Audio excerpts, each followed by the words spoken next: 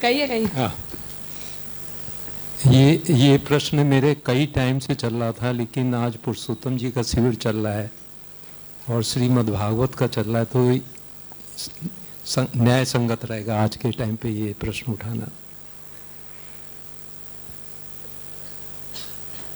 व्यास जी का अपने समझते हैं कि ज्ञान अवतार है ठाकुर जी का, और महाप्रभु जी ये समझाए हैं कि ये श्रीमद् भागवत का जो प्रागट्य है वो समाधि भाषा में है।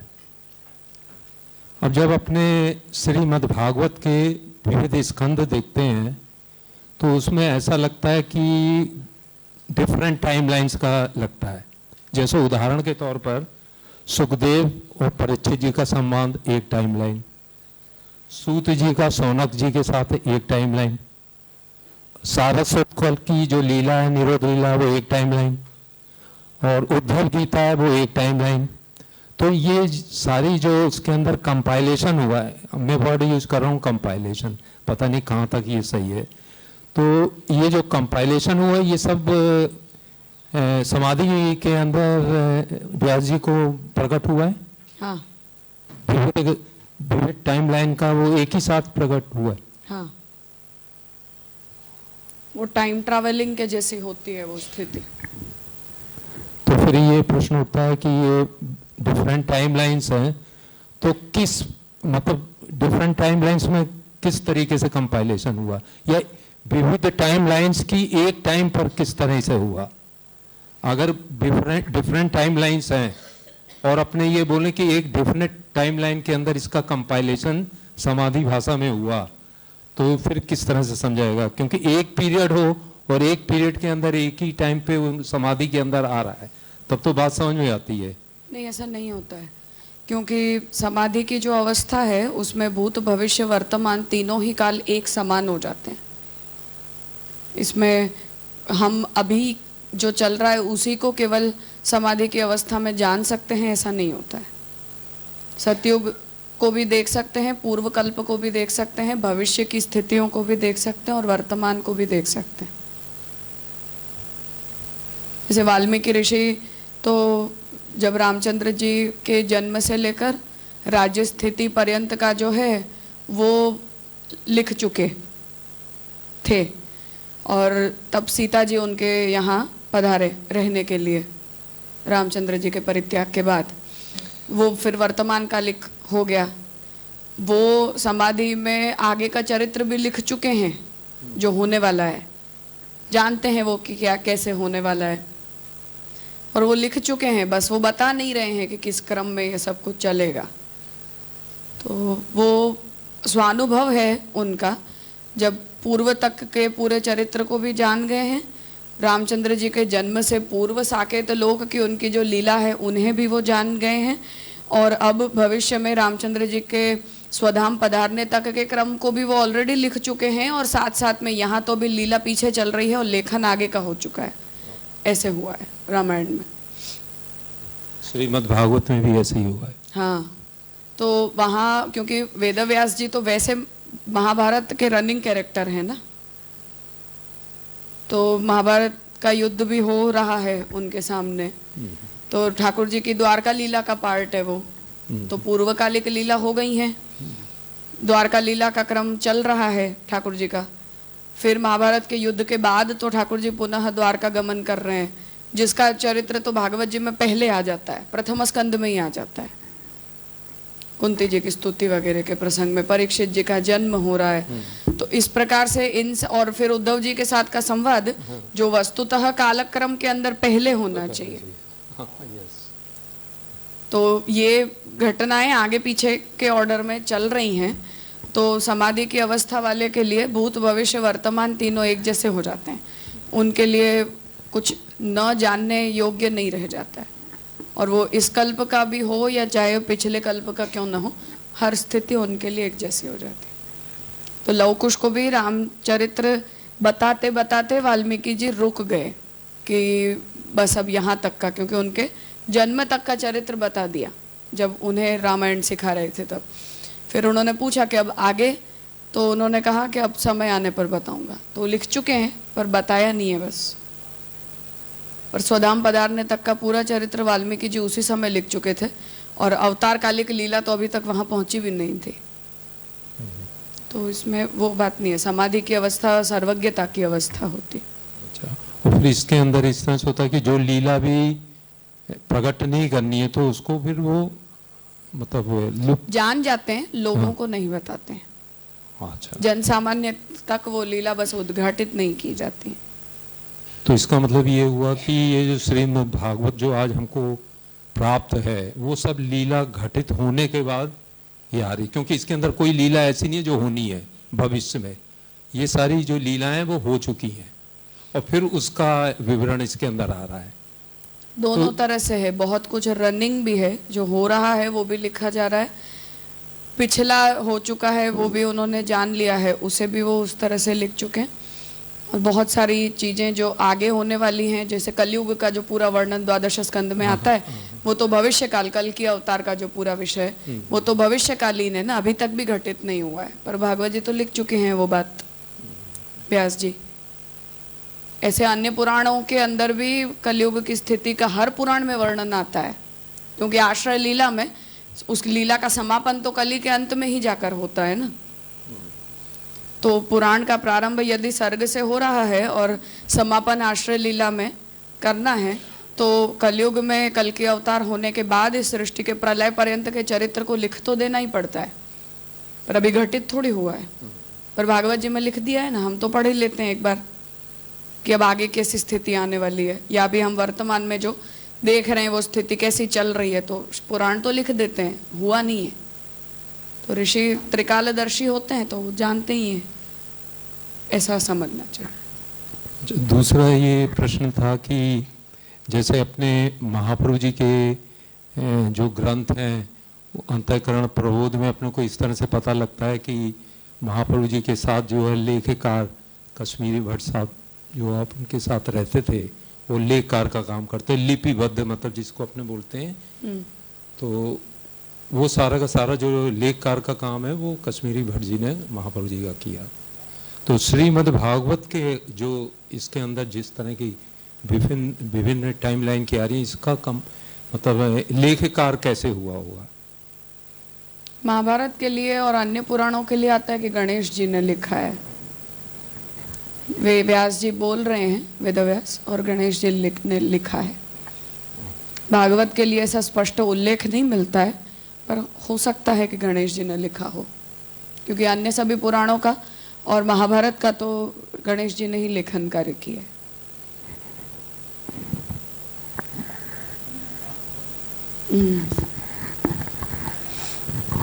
ठीक है, प्रणाम। तो अपन देखो ठाकुर जी पधार रहे हैं, तो उद्धव जी को जो उपदेश दिया, तो वो उद्धव जी को क्या उपदेश दिया, इनका क्या उपयोग हुआ, वो भागवत में नहीं आ रहा है। तो भागवत के पेट में तो रह रहे हैं कि जो दिया और किस कारण दिया, और वो कौन को दिया उपदेश, वो तो भागवत जी में कोई उल्लेख नहीं है। नहीं, उद्धव जी ने विदुर जी को दिया ना, फिर तो कितना दिया? हाँ, जितना भी दिया, पर प्रयोजन तो उद्धव जी को पृथ्वी पर रखने का वही था ना। तो उद्धव जी को पर प्रयोजन का क्या था? उद्धव जी को कोई आता नहीं है कि इनका पर्पज क्या सॉल्व हुआ कि नहीं, जो ठाकुर जी ने रखा, ठाकुर जी ने रखा कि भक्तों को तक मेरा चरित्र जाना चाहिए, तो उन्होंने विदुर जी को दिया और विदुर जी का मोक्ष हो गया, उतना तो फुलफिलमेंट है ना, वही तो प्रयोजन था। और आगे आगे क्या हुआ वो ब्रह्म वैवर्त में है, वज्रनाभ को उद्धव जी ने ठाकुर जी के सब स्थान दिखाए, हरिवंश में है जी, ठाकुर जी की व्रज की सभी स्थानों का अवलोकन उद्धव जी ने वज्रनाभ जी को करवाया है ठाकुर जी के स्वधाम पधारने के बाद, और द्वारिकापुरी भी उद्धव जी ही उनको साथ लेकर आए वज्रनाभ जी को जी। और फिर द्वारका का क्षेत्र भी पूरा आइडेंटिफाई करवा के और फिर वज्रनाभ जी ने मंदिर सिद्ध करवाया। ब्रज के भी पूरी यात्रा का प्रथम प्रकल्प जो है वो वज्रनाभ जी और उद्धव जी ने ही किया था, व्रज यात्रा का सबसे पहला। तो अब ऐसा समझ में आता है कि वो कभी ऐसे भागवत के पेट में है उद्धव जी का उपदेश, कभी समय आएगा तो वो आएगा, अभी उपदेश की जरूरत पड़ेगी तो वो उद्धव जी के द्वारा फिर भी प्रकट होए, ऐसा समझ सके अपन। नहीं, उद्धव जी के साथ जो प्रकट हुआ वो शास्त्र के रूप में नहीं करना है जी। पर्सनल संवाद के रूप में जिन भक्तों को आवश्यकता है उनके लिए वो कर दिया गया। जैसे वज्रनाभ जी से वो परंपरा को बचा लिया गया, विदुर जी तक उन्होंने भगवत चरित्र को पहुंचा दिया, तो उतने से हो गया। नहीं, कहा वो आवश्यक होता है तब निकलता प्रकट होते हैं हाँ। उपदेश। तो ऐसे उद्धव जी के बारे में ऐसा नहीं है। नहीं, जी प्रणाम। ब्रह्मवैवर्त और हरिवंश, हरिवंश में ठाकुर जी का चरित्र बहुत है, ब्रह्मवैवर्त में भी बहुत है, विस्तृत है बहुत, पद्म पुराण में भी है बहुत सारा।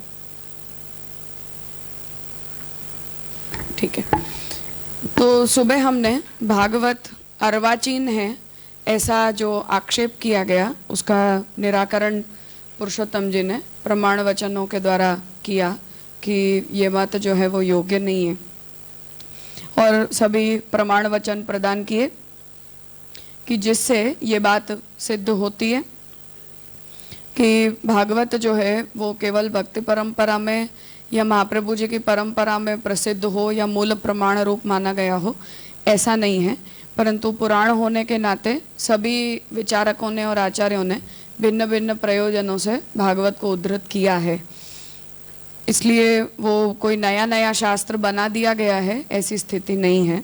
ये मत सुबह के सत्र तक हमने देखा।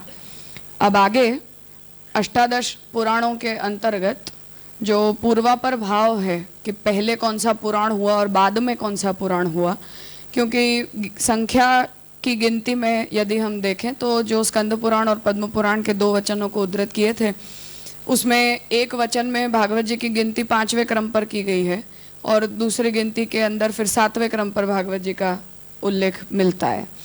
इसलिए किस क्रम में पुराणों के प्राकट्य के काल में भागवत जी का प्राकट्य हुआ है, उस क्रम को जो पूर्व पक्षी ने पूछा था कि ये अतिरिक्त है, क्योंकि भागवत के ही अपनी उल्लेख से ऐसा लगता है कि सभी वेदादि शास्त्रों को प्रकट कर लेने के बाद अंत में वेदव्यास जी ने भागवत जी को प्रकट किया है, इसलिए 18 पुराण और इतिहास ग्रंथ दोनों ही प्रकट हो चुके हैं ऑलरेडी। ऐसा जो क्लेम था उसके विरोध में अब पुरुषोत्तम जी भागवत जी की उत्पत्ति का जो काल है अन्य पुराणों के संदर्भ में उसे यहाँ से स्पष्ट कर रहे हैं।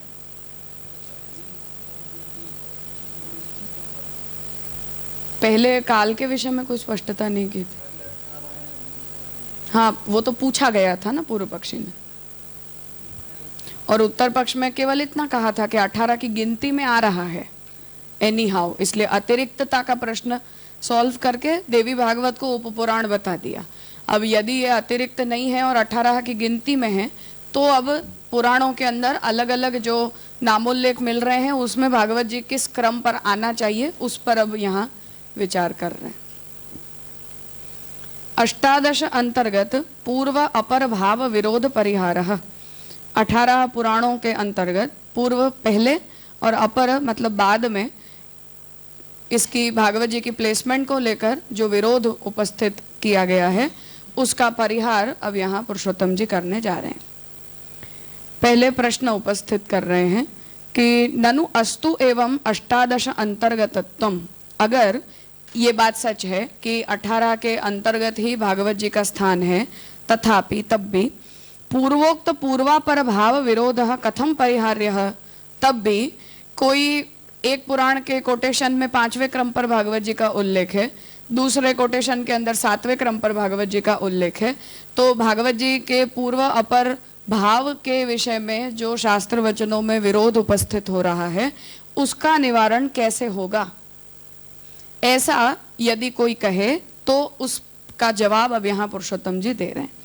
इति चेत, अगर ऐसा कोई कहता है तो उच्यते कहते हैं पूर्व अपर भावस्य अविवक्षितत्वात् परिहार्यः इति, कि पूर्व और अपर भाव जो हैं वो अविवक्षित हैं, अर्थात कि 18 नंबरों में कौन सा पुराण पहले गिनती में आ रहा है और कौन सा बाद में आ रहा है इसकी कोई विवक्षा नहीं है, अर्थात ये कॉन्टेक्चुअल बात नहीं है, क्योंकि 18 में आना चाहिए चाहे कितनी भी गिनती पर क्यों ना आए।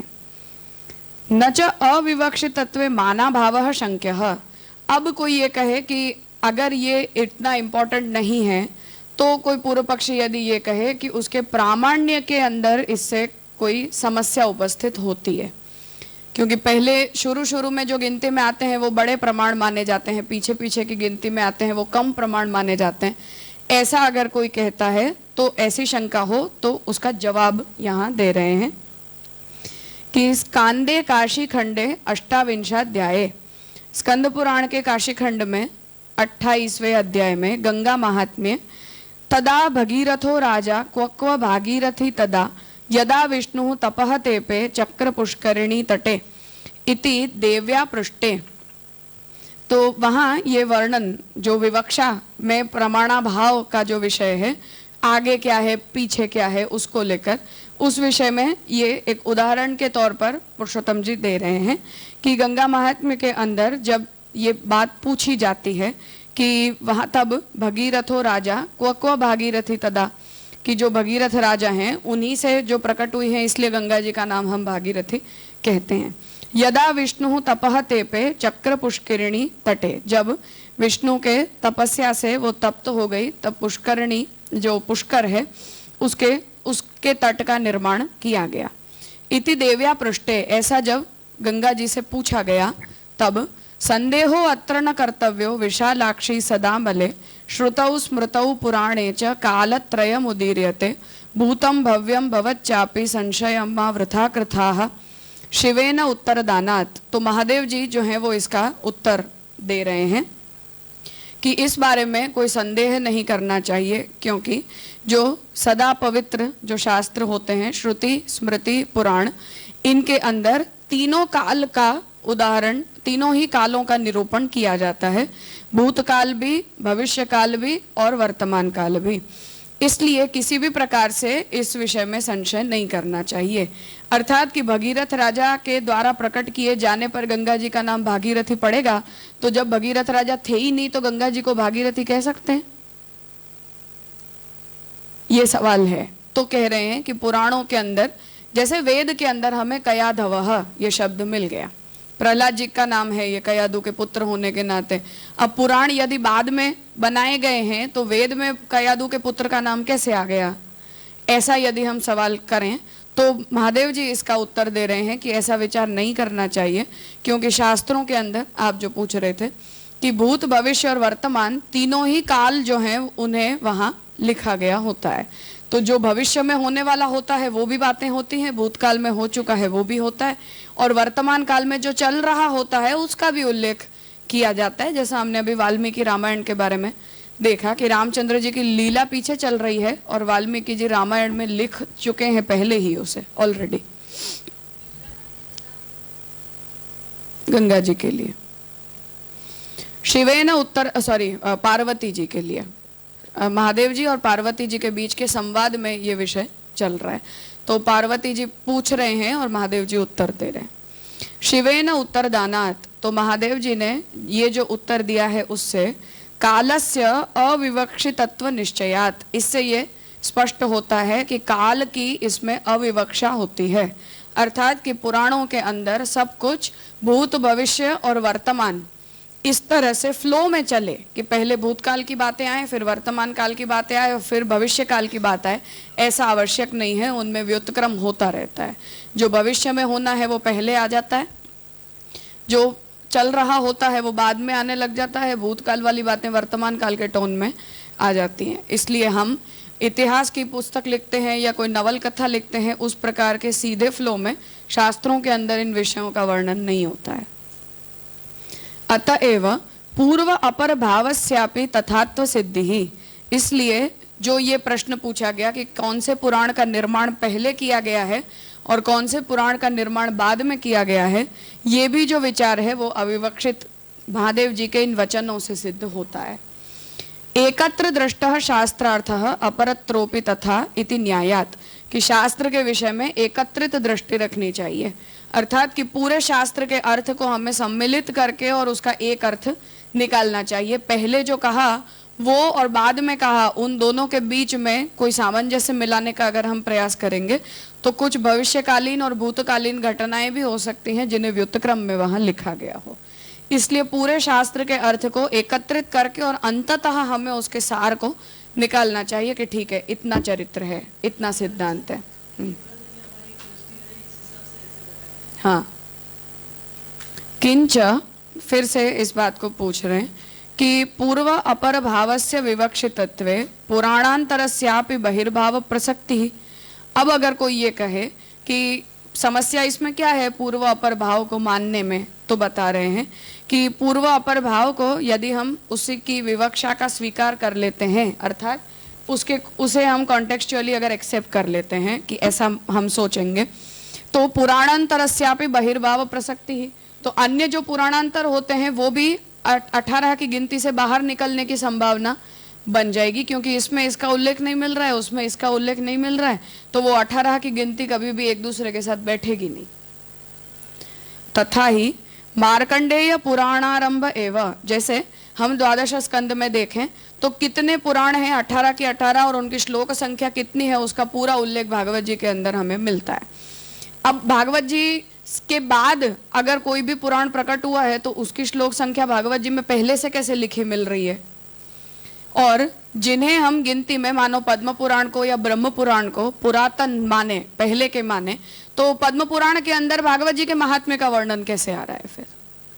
तो इसकी संगति को हम कभी नहीं बिठा सकते हैं, ये समस्या है। और भागवत जी अगर मानो मध्य में है और भागवत जी के बाद कोई पुराण की रचना हुई है, उसकी श्लोक संख्या का निरूपण भागवत कैसे करेगी? और फिर जो कूर्म पुराण आदि उपपुराण है उनकी रचना यदि महापुराणों के बाद की गई है तो उन उपपुराणों में यहाँ के चरित्र कैसे आ रहे हैं? ये सब में वो विसंगतियां आ जाएंगी जिन्हें फिर हमें सॉल्व नहीं कर पाएंगे अगर इस पूर्व अपर भाव की विवक्षा का हम ऐसी ऐतिहासिक टाइमलाइन के हिसाब से यदि हम स्वीकार लेंगे तो। पर अपने शास्त्रों की रचना का और अपने शास्त्रों के स्वरूप में ऐसा कर पाना संभव नहीं है, इसलिए उसे पुरुषोत्तम जी यहाँ अविवक्षित बता रहे हैं। अब आगे उसे और स्पष्ट कर रहे हैं कि तथा ही मार्कंडेय पुराणारंभ एवं तावत, कि मार्कंडेय पुराण का प्रारंभ भी इस प्रकार से होता है कि भगवन् भारताख्यानम व्यासेन उक्तम महात्मना पूर्णम अस्तमलैहि शब्दैहि नाना शास्त्र समुच्चयैहि, कि जो महाभारत के नाम से जो शास्त्र है जो वेदव्यास जी ने प्रकट किया है, वो पूरा ही पूरा जो शास्त्र है वो अपने आप में अनेक अनेक शास्त्रों का समुच्चय है। बहुत से शास्त्रों को उसमें इकट्ठा किया गया है।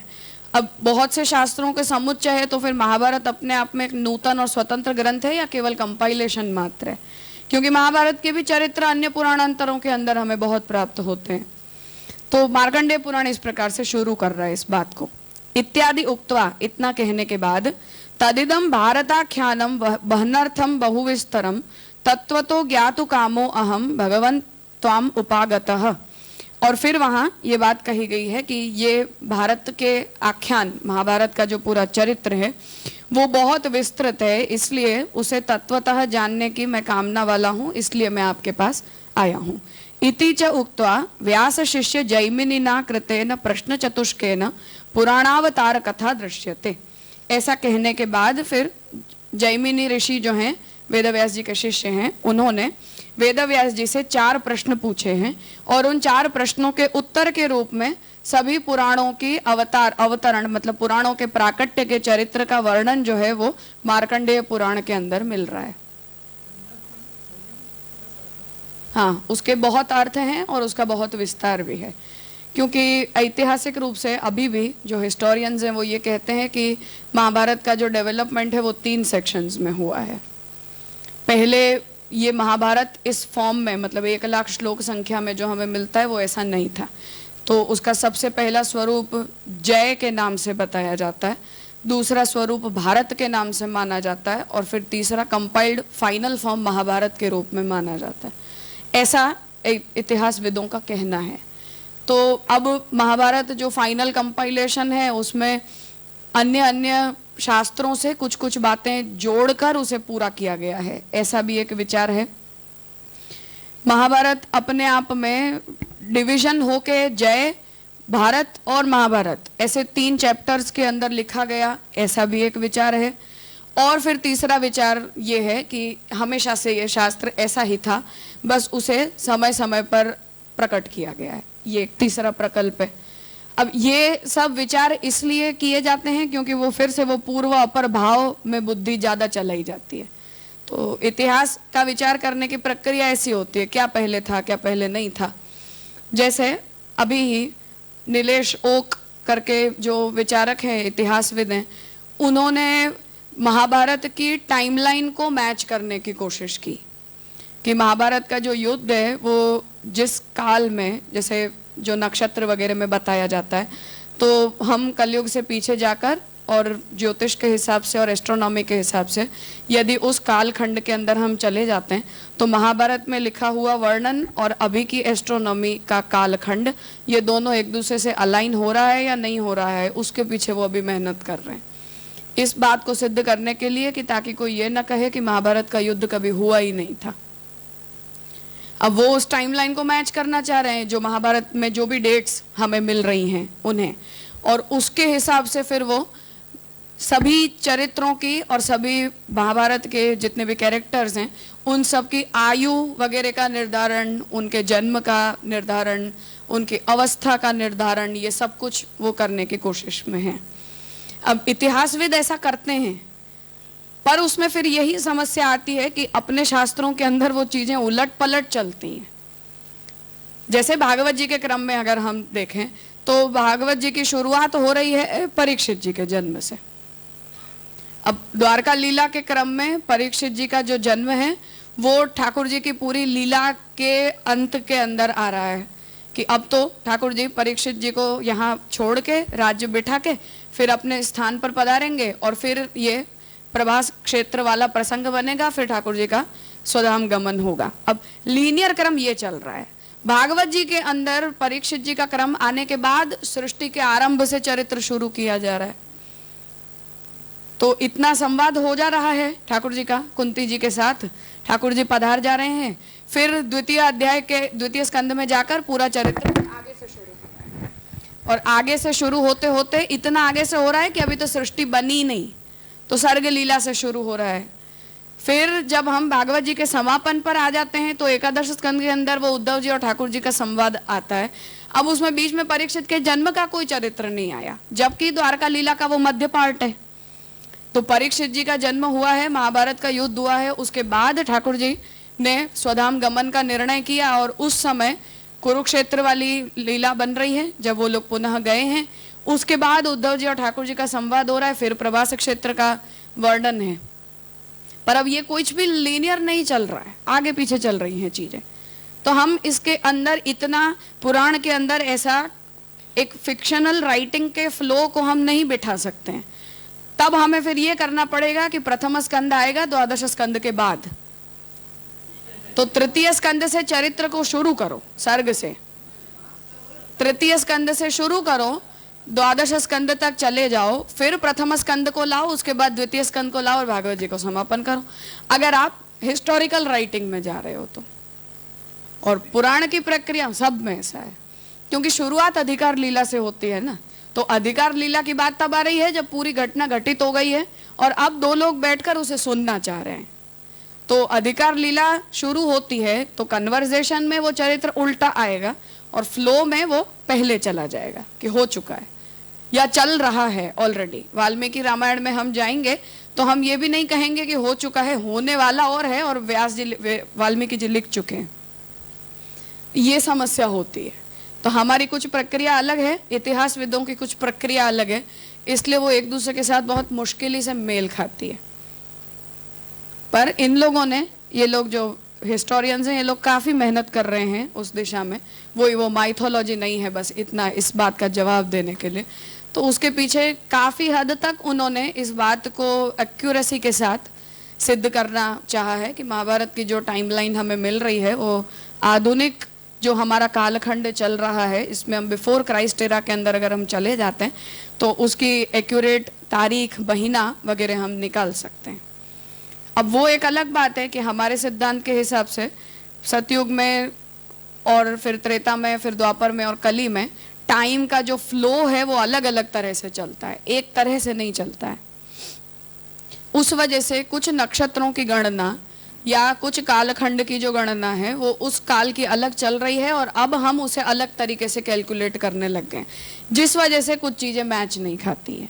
तो फिर वो पुराना ज्योतिष और आधुनिक ज्योतिष के बीच की चीज़ें टकरा जाती हैं। पर कोशिश है ये, वो पूर्व अपर भाव के चक्कर में,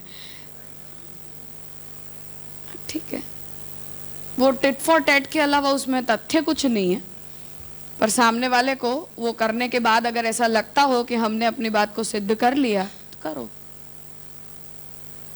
शास्त्र की दृष्टि से उसकी कोई आवश्यकता नहीं है, उसके प्रामाण्य की दृष्टि से भी आवश्यकता नहीं है, पर आधुनिक विचार परंपरा की जो तरीके हैं उसमें उसे अगर आप फिट बैठाना चाहते ही हो जबरदस्ती, तो आपको वो मेहनत करनी पड़ेगी।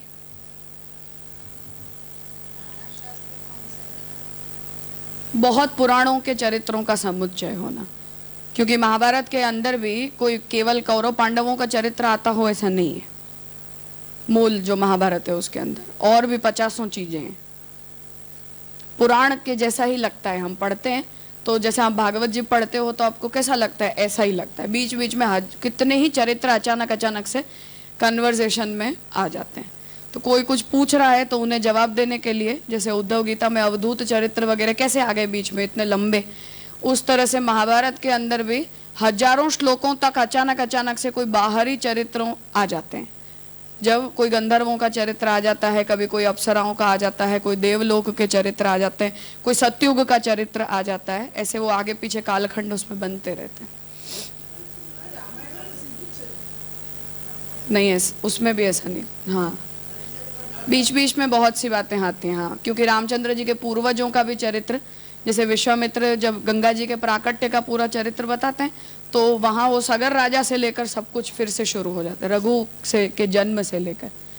तो दिलीप, रघु, इन सब का चरित्र करते करते रामचंद्र जी के पूर्वजों का पूरी पीढ़ी वहाँ गिनवा दी गई है।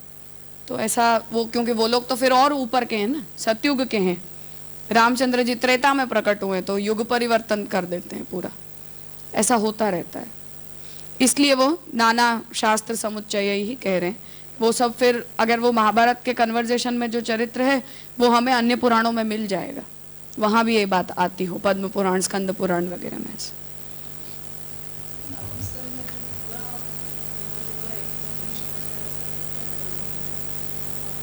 वो इसलिए क्योंकि उनके चरित्रों के विस्तार में हम नहीं जा रहे हैं प्रत्येक व्यक्ति के, परंतु वो सब धर्मशास्त्र निष्ठ हैं।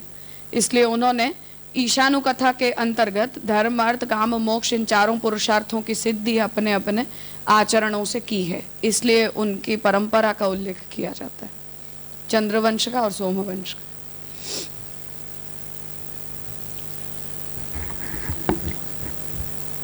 हाँ, वो अमल है, शुद्ध पवित्र शास्त्र है इस तरह से। तो इति च उक्त्वा, इस तरह से पुराण के अवतरण का जो चरित्र है पूरा मार्कंडेय पुराण के प्रारंभ में मिल रहा है।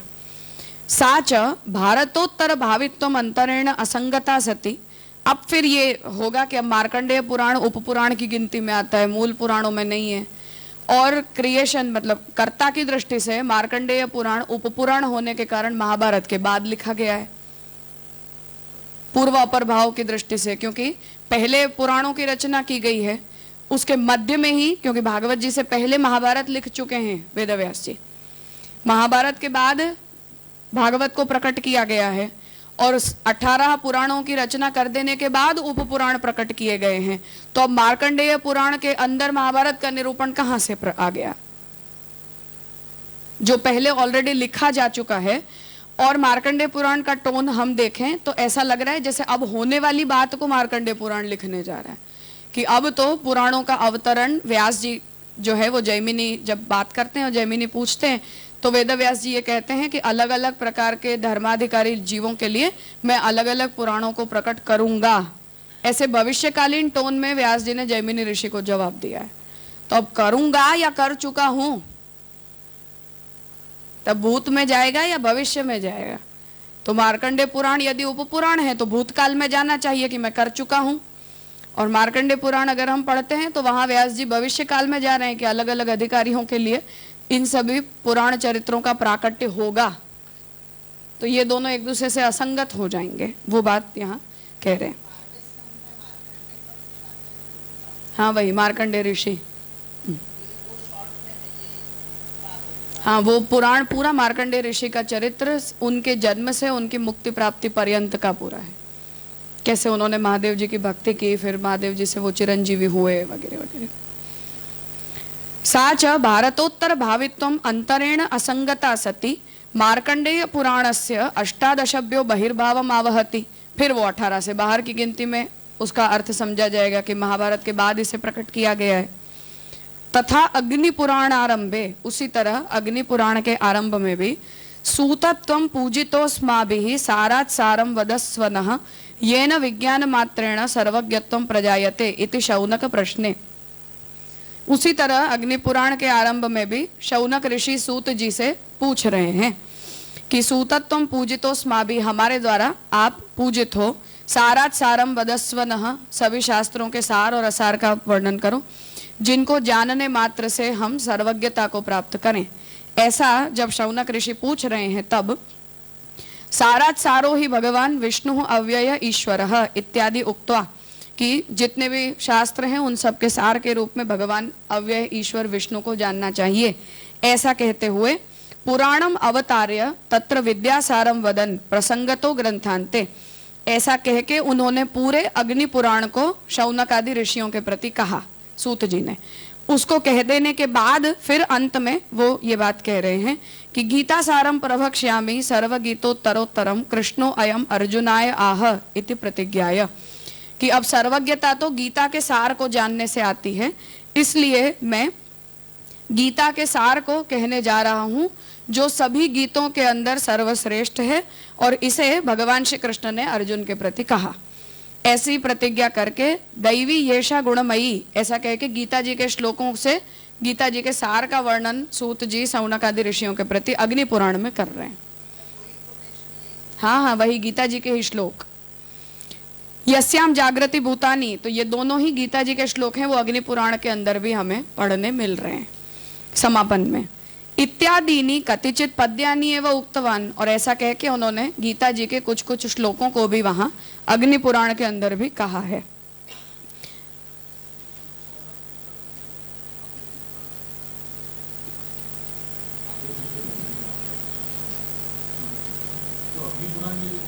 हाँ उन्हीं का संवाद।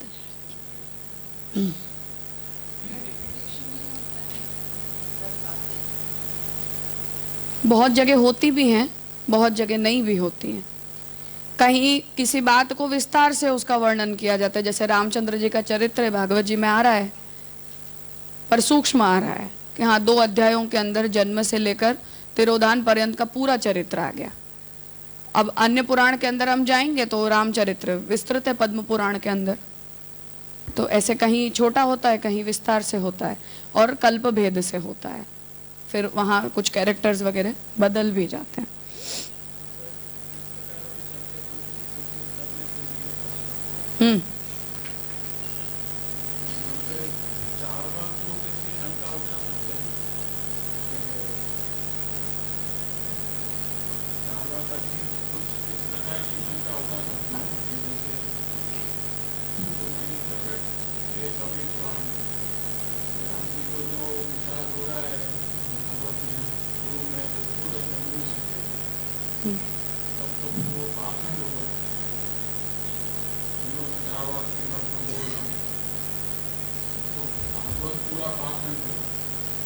सही बात।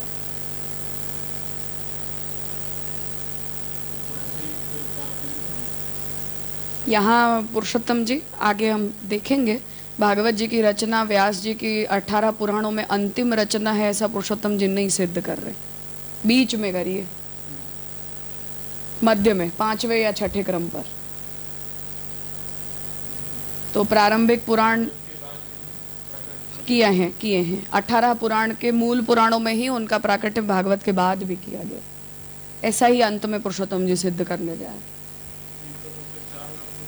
हाँ हाँ बिल्कुल, बीच में महाभारत 2-3 पुराण बनाए, फिर महाभारत को प्रकट कर दिया, उसके बाद असंतुष्ट होकर भागवत जी को प्रकट किया, और भागवत जी को प्रकट करके जब ऐसा लगा कि ये सभी लोगों के लिए ये नहीं है, केवल शुद्ध भक्तों के लिए है, ऐसा जब उन्होंने जाना तो अन्य अधिकारियों के लिए फिर अन्य पुराणों को प्रकट किया। ऐसा क्रम पुरुषोत्तम जी यहाँ सिद्ध कर रहे हैं।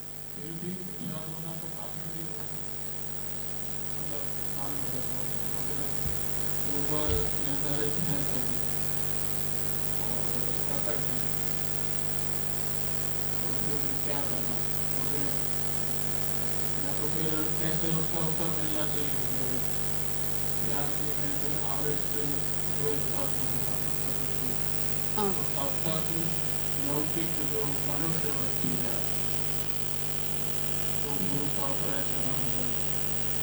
ऐसा ही देना पड़ेगा।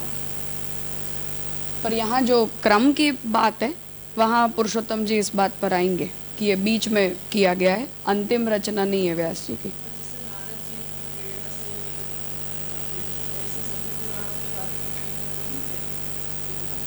कहीं कहीं है, कहीं कहीं नहीं भी है। संस्थान में तो हमने ऐसे ही देखा ना कि इतने हो गए, 18 हो गए, 3 साल हुआ, फिर हुआ भागवत। अभी आप बोल रहे पुरुषोत्तम जी के अंदर से कि बीच में हुआ, तो क्या समझेंगे? चलने तो अभी ये संपन्न होगा तब तक हो जाएगा वो सॉल्व। उसमें क्या था वो? वही कह रही हूँ, वो भी पुरुषोत्तम जी यहाँ कर देंगे रिजॉल्व। हाँ, यहाँ कर देंगे। पर मैं इसीलिए मैंने वो भांडा फोड़ दिया बस। पर पुरुषोत्तम जी यही कह रहे हैं कि मध्य में रचना हुई है, अंतिम रचना नहीं है। हाँ, देखना चाहिए, देखना चाहिए हम क्या समझे हैं उस। और फिर से वही है कि वो पूर्व अपर भाव में भी कुछ बातें भविष्यकालीन विचार से भी लिख दी गई हों कि इतना तो संकल्प है हमारा करने का। जैसे सूरदास जी का था कि 1.25 लाख लिखूंगा, ऐसे एक संकल्प के रूप में भी वो बात होती है, क्योंकि उल्लेख तो पद्म पुराण से मिल रहा है। 18 के 18 पुराण और उनकी श्लोक संख्या और स्पष्ट एकदम। तो जो नहीं भी किए गए हैं क्रम में अगर हम गिनते हैं तो ब्रह्म पुराण सबसे पहली गिनती में आता है, ब्रह्मा जी के प्राकट्य का जहाँ चरित्र है। तो ब्रह्म पुराण के बाद फिर दूसरे क्रम पर या तीसरे क्रम पर ज़्यादातर पद्म पुराण की गिनती की जाती है। तो दूसरा तीसरा है, और वहाँ यदि सभी पुराणों का 18 के 18 पुराणों का उल्लेख मिल रहा हो तो वो वाल्मीकि जी की तरह भविष्यकालीन है, जिन्हें वो समाधि में जान चुके हैं। वो संकल्प सिद्ध है और बस अब उसे एग्जीक्यूट करना मात्र बाकी है। उस तरह से फिर हमें उसे इवेल्युएट करना पड़े। हाँ, यहाँ करने दो पुरुषोत्तम जी को भी। ग्रंथ संपन्न होगा तब तक स्पष्ट हो जाए। हाँ हाँ, ले आना। तो राजा यही मुझे पूछना था कि जब वेद व्यास जी ने सब इतिहास पुराण किए, 18 पुराण भी कर दिए, उसके बाद भी उनको संतोष नहीं हुआ, तब 18 पुराण हो जाने के बाद तो भागवत जी भी हो गए थे। मैं वही कह रही हूँ कि ऐसा पुरुषोत्तम जी नहीं कह रहे हैं। अच्छा। इसलिए हम कुछ और समझ रहे हैं, यही मैं कह रही हूँ। हाँ, तो वो तो बराबर, इसीलिए वो भागवत से तो हमें यही समझे ना। हाँ, वो इसीलिए मैंने कहा कि उसे हमें संकल्प जन्य मानना चाहिए। और पूर्व अपर भाव की यहाँ अविवक्षा जो पुरुषोत्तम जी कहना चाह रहे हैं, वो इसीलिए कहना चाह रहे हैं कि अपने शास्त्रों की ये स्टाइल ही नहीं है कभी भी आगे पीछे को देखने की।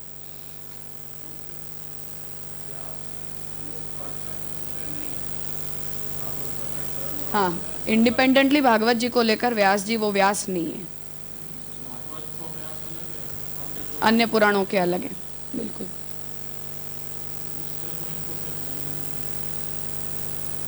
हाँ, वो तो महाप्रभु जी ने, ठाकुर जी ने लिखा है ना भागवत व्यास जी के, तो उतने अंश में व्यास जी अंशावतार हैं, ठाकुर जी ज्ञानावतार हैं। मतलब अतिरिक्त काल में वो ज्ञानावतार नहीं है, पूर्णावतार नहीं है, नहीं अंशावतार मात्र हैं।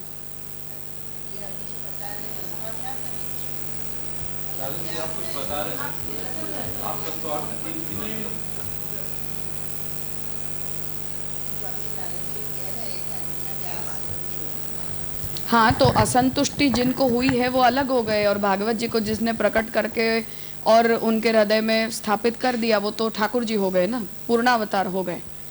तो मतलब मेरा ये पूछना है कि फिर सुबोधिनी में ऐसा सब आ जाता था ना, महाप्रभु जी कह देते हमको ऐसा तो हमने नहीं पढ़ा है। ये बात तो व्यास जी के बारे में तो महाप्रभु जी तो लिख रहे हैं। सुबोधिनी में है। हाँ, मुझे देखना है वही। कि साक्षात ठाकुर जी ने ही वेद व्यास जी से भागवत को प्रकट करवाया। हाँ, लेकिन वो संकल्प समझ लेना है ऐसा सब नहीं आया है। तो वो वहाँ कॉन्टेक्स्ट ही नहीं है ना, तो उसे कहने की जरूरत भी नहीं, संदर्भ नहीं है वो वहाँ। क्योंकि जब द्वादश स्कंद में अन्य पुराणों की श्लोक संख्या का वर्णन आएगा जब, तब हम उसे कैसे एक्सप्लेन करेंगे फिर। हाँ, हो ही जाएगा। तो संकल्प मात्र से ही ये सब बातें समझनी है, इसमें अपने वो पूर्व अपर भाव वाली गिनती नहीं होती। देखो अब यहाँ करो, हो जाएगा।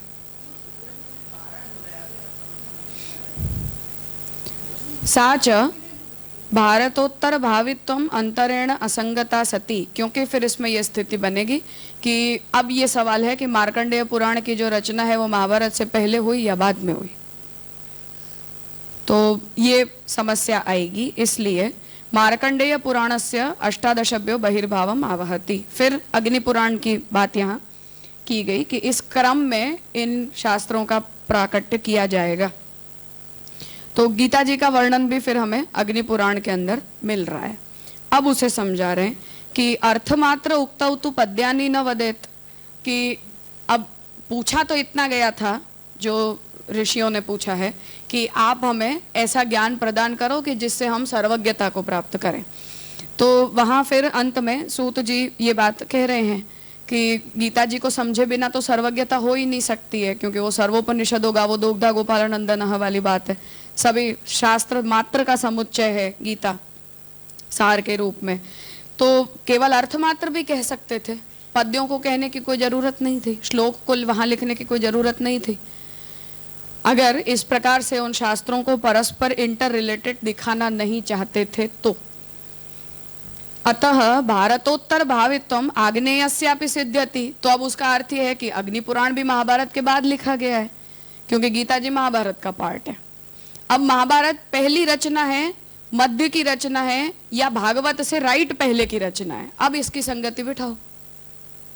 हमारे क्रम में महाभारत में असंतुष्टि होने के बाद भागवत जी को प्रकट किया, इसलिए महाभारत और भागवत जी दोनों बिल्कुल एक दूसरे से सटे हुए हैं।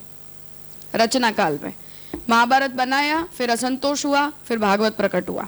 अब अग्नि पुराण के क्रम में यदि हमें गीता जी का उल्लेख मिल रहा है तो उसका अर्थ यह है कि अग्नि पुराण महाभारत के बाद का है, और महाभारत के बाद का है तो या तो भागवत और महाभारत के बीच में होने की संभावना नहीं है, इसलिए भागवत के बाद है अग्नि पुराण।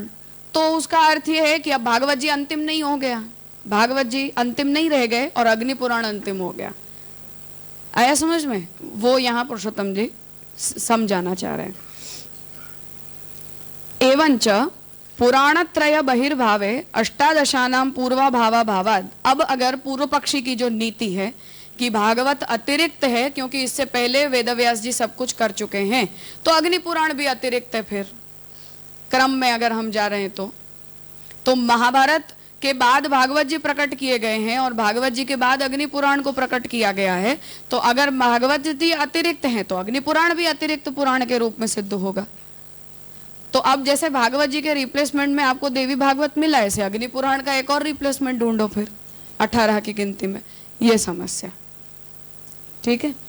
तो आग्नेयस्यापि सिद्ध्यति एवंच पुराणत्रय बहिर्भावे, ऐसी स्थिति में मार्कंडेय पुराण भी अतिरिक्त हुआ, अग्नि पुराण भी अतिरिक्त हुआ और भागवत भी अतिरिक्त हुआ। तीनों की अतिरिक्तता फिर एक दूसरे के ही उल्लेखों से, एक दूसरे के वचनों से समझ में आ रही है।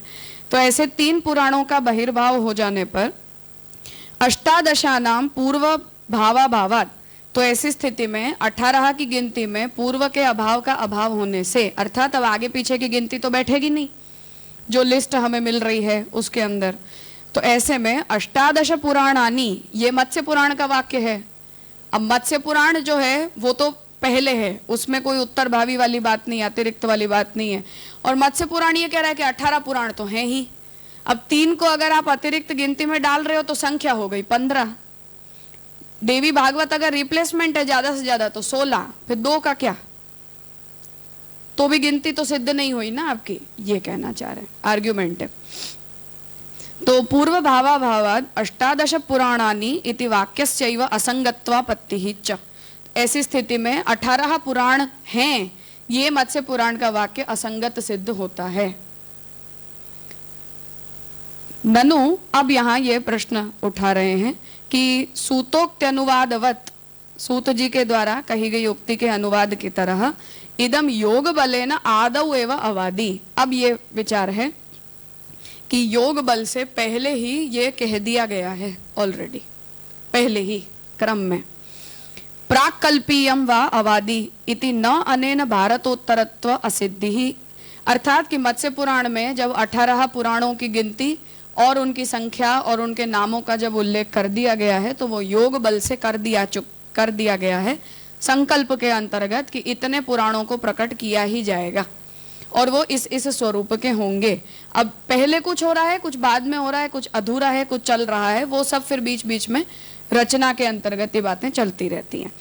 ऐसा अगर हम मानते हैं और हम ये कहते हैं कि अग्नि पुराण, मार्कंडेय पुराण पहले ही कहे जा चुके हैं, ऑलरेडी महाभारत के बाद के हैं, ऐसा नहीं है, योग बल से उन्हें पहले ही कहा जा चुका है।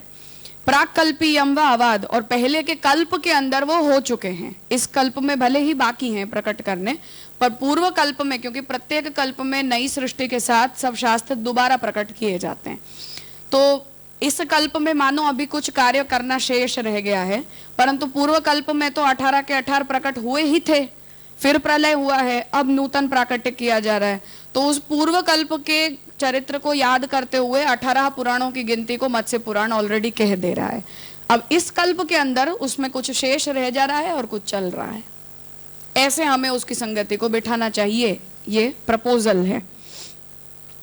तो प्राक्कल्पीयम व अवादी इति न अनेन भारतोत्तरत्व असिद्धि, इसलिए भारत महाभारत की रचना के बाद अग्नि पुराण और मार्कंडेय पुराण प्रकट किए गए हैं, ऐसा कहने की आवश्यकता फिर नहीं पड़ेगी। तथा सति वाक्यस्यापि न असंगति ही, तो ऐसी स्थिति में अग्नि पुराण और मार्कंडेय पुराण में महाभारत के विषय में जो वाक्य हमें प्राप्त हो रहे हैं वो भी असंगत सिद्ध नहीं होंगे, ये कहकर कि ये पिछले कल्प में पहले हो चुका है। इति चेत, ऐसा अगर है तो तरहि प्रकृतेपि तौल्यत्वात्, तो भागवत के बारे में भी फिर यही बात है, इसमें कुछ नया क्या है। अगर 2 पुराणों के बारे में आप प्राक्कल्पीय चरित्र का अनुवर्तन स्वीकार सकते हो तो भागवत के बारे में अतिरिक्तता का प्रश्न उपस्थित करने की क्या जरूरत है, वो इस बारे में भी किया ही जा सकता है। तो तरिहि प्रकृतेपि तौल्यत्वात्, तो जैसी बात अग्नि पुराण और मार्कंडेय पुराण की है वही बात भागवत जी के बारे में भी है। तो तुल्यता होने से परिहृत एव भवता विरोध इति नते वक्तुम अवकाशः, इसलिए आपकी ही तरफ से जो प्रॉब्लम रेज की गई थी वो तो हट गई, अब इसमें कुछ कहने की आवश्यकता नहीं है। फिर अब ये बात पूछ रहे हैं कि ननु अपरितोष असंगते है अस्ति अवकाशः। अब वो असंतुष्टि वाली बात कि वेदव्यास जी के बारे में जो भागवत जी में ये बात आ रही है कि महाभारत को प्रकट करने के बाद उन्हें असंतुष्टि हुई और फिर उन्होंने भागवत को प्रकट करने का उपक्रम नारद जी की प्रेरणा से किया। अब अगर भागवत जी पूर्व कल्प में ऑलरेडी उपस्थित हैं और महाभारत की रचना बाद में हुई है तो असंतुष्टि वाली बात असंगत हो जाती है, क्योंकि आप पिछले कल्प में भागवत जी को प्रकट कर ही चुके हो, तो अब असंतोष किस बात का हो रहा है, ये समस्या आएगी अगर हम तीनों ही पुराणों को पूर्व कल्पीय मानकर इस प्रॉब्लम का निवारण करेंगे। तो कह रहे हैं कि इति चेतना, ऐसा नहीं। प्राक्कल्पीय व्यास अपरितोषानुवादस्य अत्रापि शक्य वचनत्वात्, क्योंकि पिछले कल्प में वेद व्यास जी को जो असंतोष हुआ था उसके अनुवाद को, मतलब उसी बात को यहाँ भी कहा ही जा सकता है, क्योंकि असंतुष्टि तो प्रत्येक कल्प में होगी जब जब भी शास्त्र प्रकट किया जाएगा। इदम अपि त्वद्रीत्या उक्तम, ये भी बात हम आपकी ही रीति से कह देंगे कि पिछले में भी असंतोष हुआ था, अब भी हुआ और आगे भी होने ही वाला है। अगले कल्प में फिर से जब भागवत को प्रकट करेंगे तो पुनः असंतुष्टि होगी, पुनः शास्त्र प्रकट किया जाएगा। तो वो तो जैसा पिछले कल्प में हुआ ऐसे भविष्य के लिए भी कहा ही जा सकता है कि अब आगे भी होने ही वाला है, तो अभी असंतुष्टि का क्या कारण है। तो अगर भूतकालीन के कारण अभी की असंतुष्टि इफेक्ट होती हो तो अभी की असंतुष्टि के कारण भविष्यकालीन असंतुष्टि भी तो इफेक्ट होगी ना।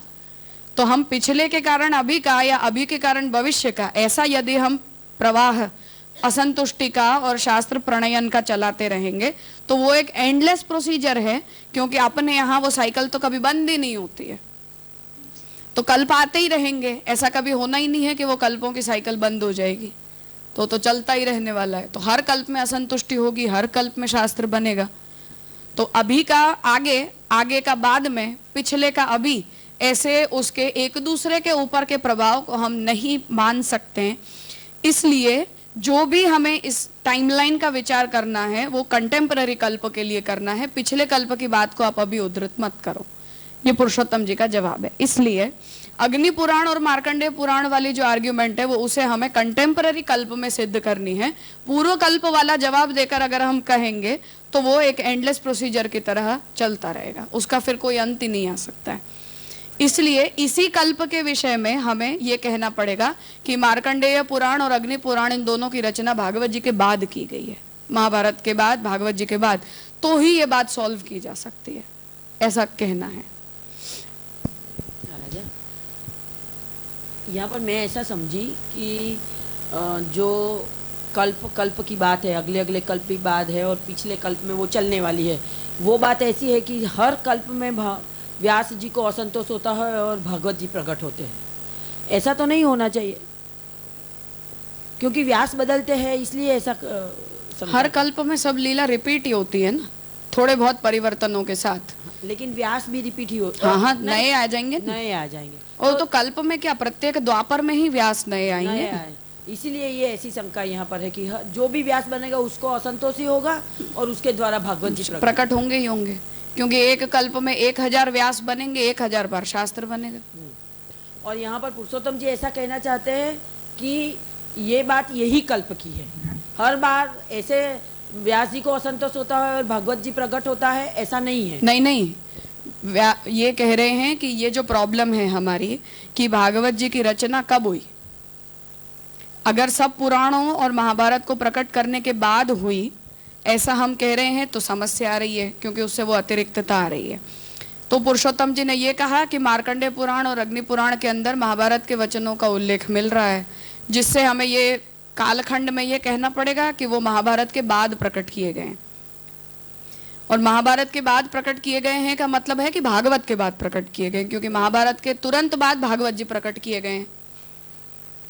तो पूर्व पक्षी ने ये कहा कि नहीं, बाद में प्रकट किए गए हैं ऐसा आप मत कहो, और ऐसा सोचो कि पूर्व कल्प में तो मार्कंडेय पुराण और अग्नि पुराण महाभारत से पहले हैं, इसलिए उन्होंने उस कल्प के महाभारत को याद करके और इस कल्प में मार्कंडेय पुराण और अग्नि पुराण में महाभारत और गीता जी के वचनों का उल्लेख हो रहा है। तो पुरुषोत्तम जी ये कह रहे हैं कि ऐसा तो फिर हम भागवत जी के बारे में भी कह दें। अगर हम ऐसा भागवत जी के बारे में अगर हम ऐसा कह देते हैं इस कल्प को लेकर कि पूर्व कल्प के चरित्र की बात हो रही है, तो असंतुष्टि वाली बात में प्रॉब्लम आ रही है। असंतुष्टि वाली बात को यदि हम पूर्व कल्पों के बारे में सॉल्व करेंगे तो वो प्रत्येक कल्प में वो समस्या खड़ी हो जाएगी, तो ऐसा नहीं कर सकते हैं। इसलिए पुरुषोत्तम जी ये कह रहे हैं कि पूर्व कल्प की और आगे के कल्प की बात मत करो, इसी कल्प की बात करो। और ये देखो कि अग्नि पुराण और मार्कंडेय पुराण की जो रचना है वो महाभारत और भागवत के बाद ही की गई है, ऐसा ही हमें करना पड़ेगा। क्योंकि पूर्व कल्पीय चरित्रों को अगर हम ध्यान में लेकर करेंगे तो फिर ना तो कोई प्रश्न की आवश्यकता है, ना कोई जवाब की जरूरत है, क्योंकि हर कल्प में सब कुछ होता ही रहता है।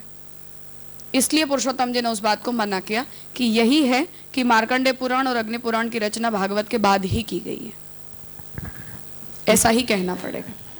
मुझे ये पूर्व पक्षी का प्रश्न मुझे स्पष्ट नहीं हुआ। अगर वो ऐसा कहते हैं कि आप ऐसा मान लो कि ये जो मार्कंडेय और अग्नि पुराण जो है वो पूर्व कल्प में हुआ है और भागवत जी के वचन अगर उसमें मिल रहे हैं, तो फिर जो महाभारत के जो वचन मिल रहे हैं, तो इसका अर्थ ऐसा हुआ कि महाभारत भी तो वहाँ पर होना चाहिए, तभी तो उस कल्प में यानी उन दोनों में आएगा। वो ये कह रहे हैं कि पूर्व कल्प में जो महाभारत हुआ है उसका अनुवर्तन इस कल्प के मार्कंडेय और अग्नि पुराण में किया गया है, जिनकी रचना इस कल्प में महाभारत से पहले हुई है।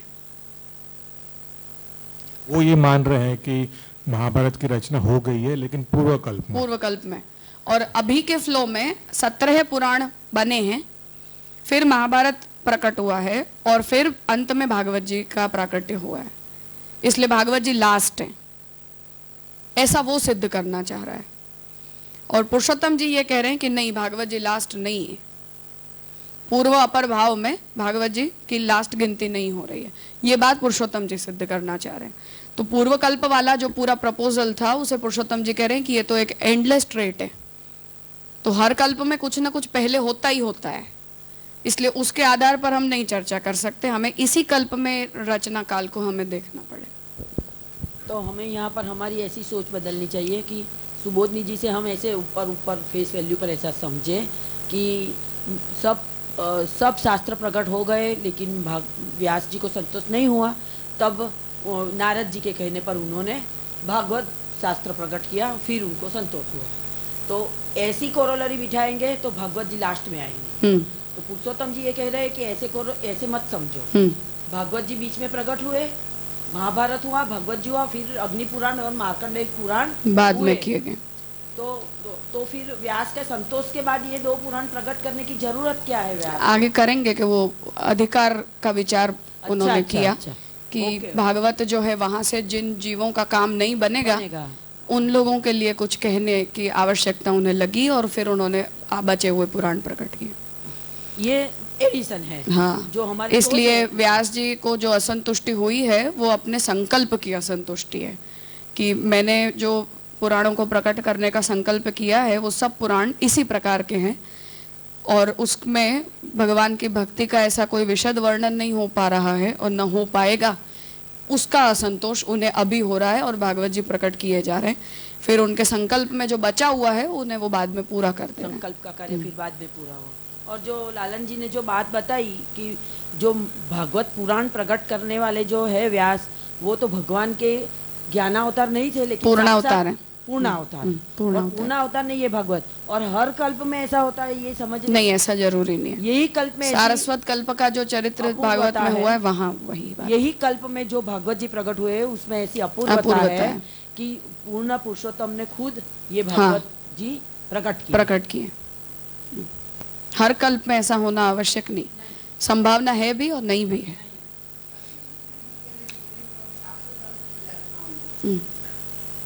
हाँ, देखो अभी आगे करेंगे पुरुषोत्तम जी ये सब।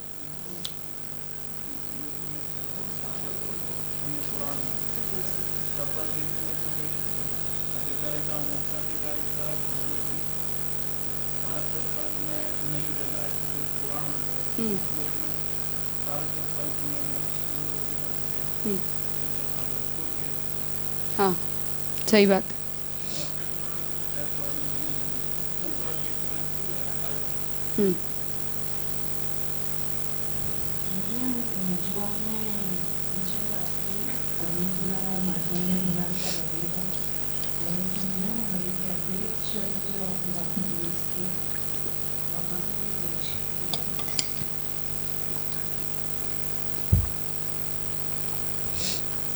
पिछले सेशन में जब पूर्व पक्ष किया था वहाँ ये अतिरिक्त वाली पूरी बात आई थी कि भागवत जी जो हैं वो एक्स्ट्रा टेक्स्ट है।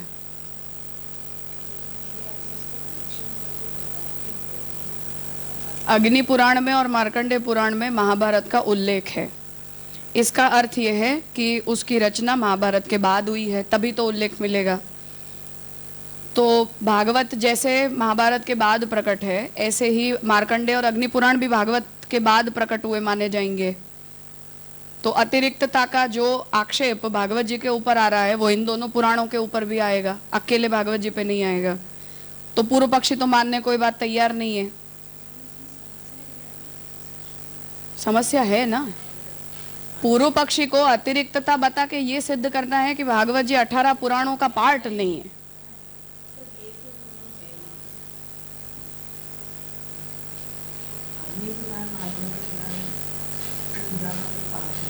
पूर्व पक्षी के हिसाब से है। पुरुषोत्तम जी ये कह रहे हैं कि आप पूर्व अपर भाव की गिनती में अगर चल रहे हो तो जितनी अतिरिक्तता भागवत जी की है उतनी ही उन दोनों की भी सिद्ध हो रही है। तो पूर्व पक्षी नहीं मान सकता है ना इस बात को, उसका तो पूरी प्रॉब्लम हिल जाएगी इसमें।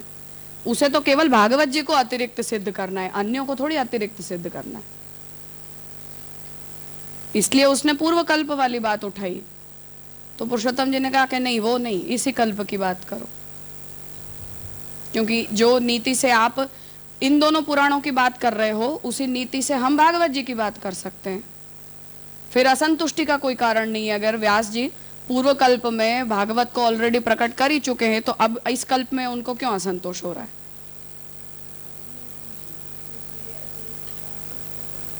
हाँ, पूर्व पक्षी सृष्टि प्रक्रिया को साइक्लिक नहीं मानते क्या?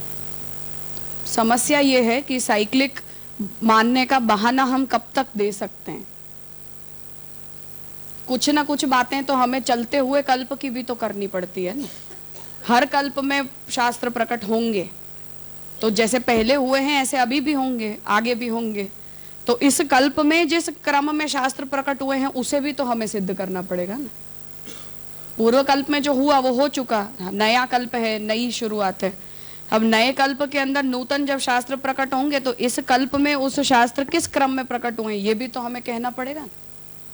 इसलिए मान हम भी रहे हैं, वो भी रहे हैं, पर हर बात हम हमेशा पूर्व कल्प वाली बात को लाकर नहीं कर सकते, क्योंकि फिर तो हमें अन्य कल्पों में भी फिर भागवत जी पूर्ण शास्त्र के रूप में प्रकट हुए हैं ऐसा भी मान लेना पड़ेगा। तो सारस्वत कल्प का कोई विशेष इंपॉर्टेंस नहीं बच जाएगा, फिर वो भी हमें मानने को हम तैयार नहीं होंगे। इसलिए हाँ, अभी की बात करो कि क्या पहले हुआ है क्या बाद में हुआ, कभी भी हो सकता है। जो पहली जो आर्ग्यूमेंट थी यहाँ पर कि अष्टादश पुराणानि कृत्वा चक्रे ही भारत, इसीलिए उसको लास्ट में उसको गिनना नहीं चाहिए 18, तो वो नारद और व्यास के संवाद को वो कंसीडर नहीं कर रहा है पूर्व पक्षी। मैंने वही कहा कि वो इंटरनल प्रमाण हो गया ना। भागवत खुद कह रही है तो वो खुद के लिए प्रमाण हो गया, पर दूसरा कोई शास्त्र बोलेगा तो भागवत का वो स्थान मान सकते हैं ना। मैं अपने लिए कोई बुरी बात क्यों बोलूंगी? अच्छा, थर्ड पार्टी वाले, थर्ड पार्टी एविडेंस चाहिए तो नहीं मिल रहा है कहीं भी वो। नहीं मिल रहा है ना, तो अभी तो सिद्ध होगा। खूब मिल रहे हैं, क्यों नहीं मिल रहे? भागवत की रचना अपने आप में अंदर की बात है, खुद के लिए खुद प्रमाण नहीं है ना, अन्य प्रमाण की जरूरत पड़ती है। अन्य पुराण का वचन चाहिए, थर्ड पार्टी एविडेंस चाहिए।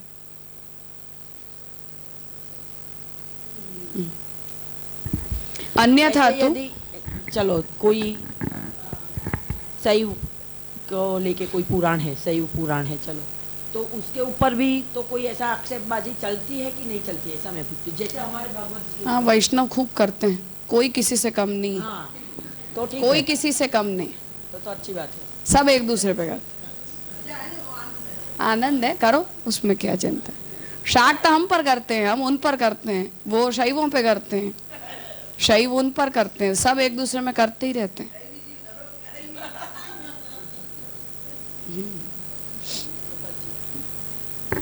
तो इदम अपि त्वद्रीत्या उक्तम, कि ये बात भी आपकी ही रीति से कही गई है।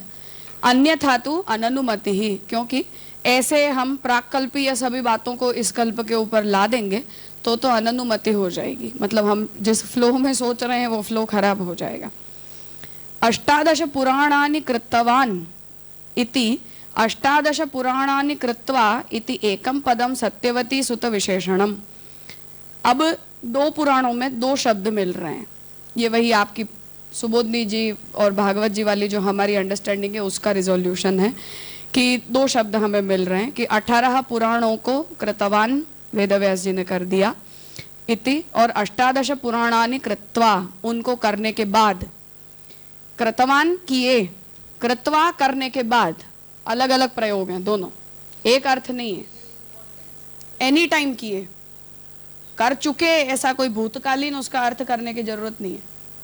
अभी बाद में एनी टाइम, नहीं नहीं नहीं, किए कि वेद व्यास जी ने 18 पुराण प्रकट किए, कभी भी किए, और कृत्वा करने के बाद। अब ये दोनों अलग अलग प्रयोग हैं। इति एकम पदम सत्यवती सुत विशेषणम, और ये दोनों ही बातों का टारगेट कौन है? सत्यवती सुत वेदव्यास जी। न च क्वनिब असंभवो राजनी युधि क्रय इति अत्र क्रयः इति योग विभागात सिद्धे है। व्याकरण का विषय पुरुषोत्तम जी यहाँ ला रहे हैं कि पाणिनि सूत्र के हिसाब से क्वनिप जो प्रत्यय होता है उसका प्रयोग असंभवित स्थिति में असंभव है उसका यहाँ प्रयोग, क्योंकि राजनी युधि क्रयः, क्रय प्रत्यय का जो प्रयोग है वो कब किया जाता है? जब कुछ चल रहा होता है, कंटिन्यूअस टेंस में किया जाता है। तो इति योग विभागात सिद्ध है, योग विभाग से पाणिनि सूत्र के हिसाब से इसका प्रयोग इस स्थिति में होता है। तथा सती, ऐसा होने पर यो अष्टादश पुराण रक्षकः स भारत कर्ता, जो 18 पुराणों के रक्षक हैं वही महाभारत के भी कर्ता हैं। इति पूर्व अपर भावम अंतरेण अपि, ऐसे पूर्व और अपर भाव को हटाकर, महाभारत पहले हुआ या 18 पुराण पहले हुए इसको छोड़कर, भूतार्थवादोपत्ति ही इति न किंचित एतत्, उससे भूतकालीन अर्थवाद की आपत्ति यदि कोई उपस्थित करता हो तो ऐसा नहीं किया जा सकता। उक्त काशी खंडीयिक वाक्य नैव निर्णय से जातत्वात्, क्योंकि जो काशी खंड के वचन को यहाँ उद्धृत किया गया उसी से ये बात सिद्ध हो जाती है। क्या सिद्ध हो रही है स्थिति इसमें? कि वेद व्यास जी ही 18 पुराण और महाभारत के कर्ता हैं। अब कौन से कर्ता के अर्थ में वो पहले कर्ता हुए, किसका कार्य उन्होंने बाद में प्रकट किया, नथिंग मैटर्स। तथ्य केवल इतना है कि महाभारत के भी कर्ता वेदव्यास जी हैं और 18 पुराणों के भी कर्ता वेदव्यास जी हैं। तो अष्टादश पुराणानि कृत्वा और कृतवान सत्यवती सुतः, ये जो वचन हमें मिल रहा है, इस वचन से केवल इतना सिद्ध होता है कि कर्ता व्यास जी हैं और कोई नहीं है। किस क्रम में वो करता है, क्या उन्होंने पहले प्रकट किया है और क्या उन्होंने बाद में प्रकट किया है, इसका निर्णय इन दोनों ही वचनों में दिए गए सत्यवती सुत विशेषण के साथ उपयुक्त शब्दों से नहीं होता है।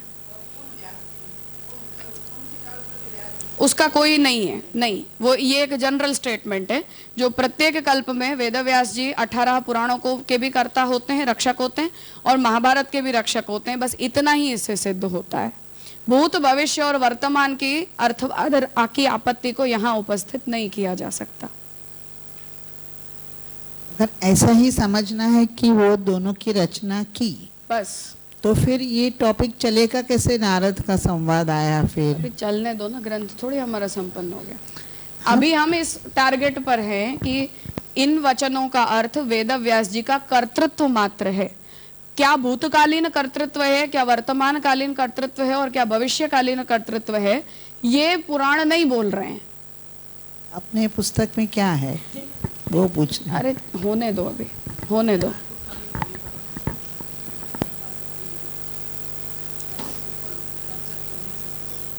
वहां ये कहना चाह रहे हैं कि क्या क्वनिप प्रत्यय का जो प्रयोग है वो असंभावित है यहाँ, अर्थात कि हम कृतवान प्रयोग लें और कृत्वा प्रयोग लें, क्योंकि दो पुराणों में ये दो वचन मिल रहे हैं कि 18 पुराणों के कर्ता वेद व्यास जी हैं। तो एक पुराण ये कह रहा है कि कृतवान, किसी कल्प में वेद व्यास जी ने 18 पुराणों को और महाभारत के कर्ता बने, और कृत्वा ये भी एक प्रयोग मिल रहा है जहां इतना करने के बाद अब वो कुछ करने जा रहे हैं, ऐसा उससे समझ में आता है। अब ये स्थिति में क्वनिप जो प्रत्यय का उपयोग किया जा रहा है वो नहीं किया जा सकता है, ऐसा अगर कोई कहे तो नहीं। क्यों नहीं? क्योंकि पाणिनि सूत्र इस बात को कह रहा है कि राजनी युधि क्रयः इति अत्र, क्रयः इति योग विभागात सिद्ध है, योग विभाग से, अर्थात कि उस शब्द का प्रयोग, उस प्रत्यय का प्रयोग जिस किसी शब्द के साथ किया जा रहा है उसके योग का, दो शब्द जुड़ जाते हैं, प्रत्यय तो शब्द में मिल जाता है, उसका जब हम विभाग करते हैं तभी उसके अर्थ को हम डेवलप कर सकते हैं। प्रत्यय मात्र का अपना जो अर्थ है वो वहां नहीं यूज किया जाएगा।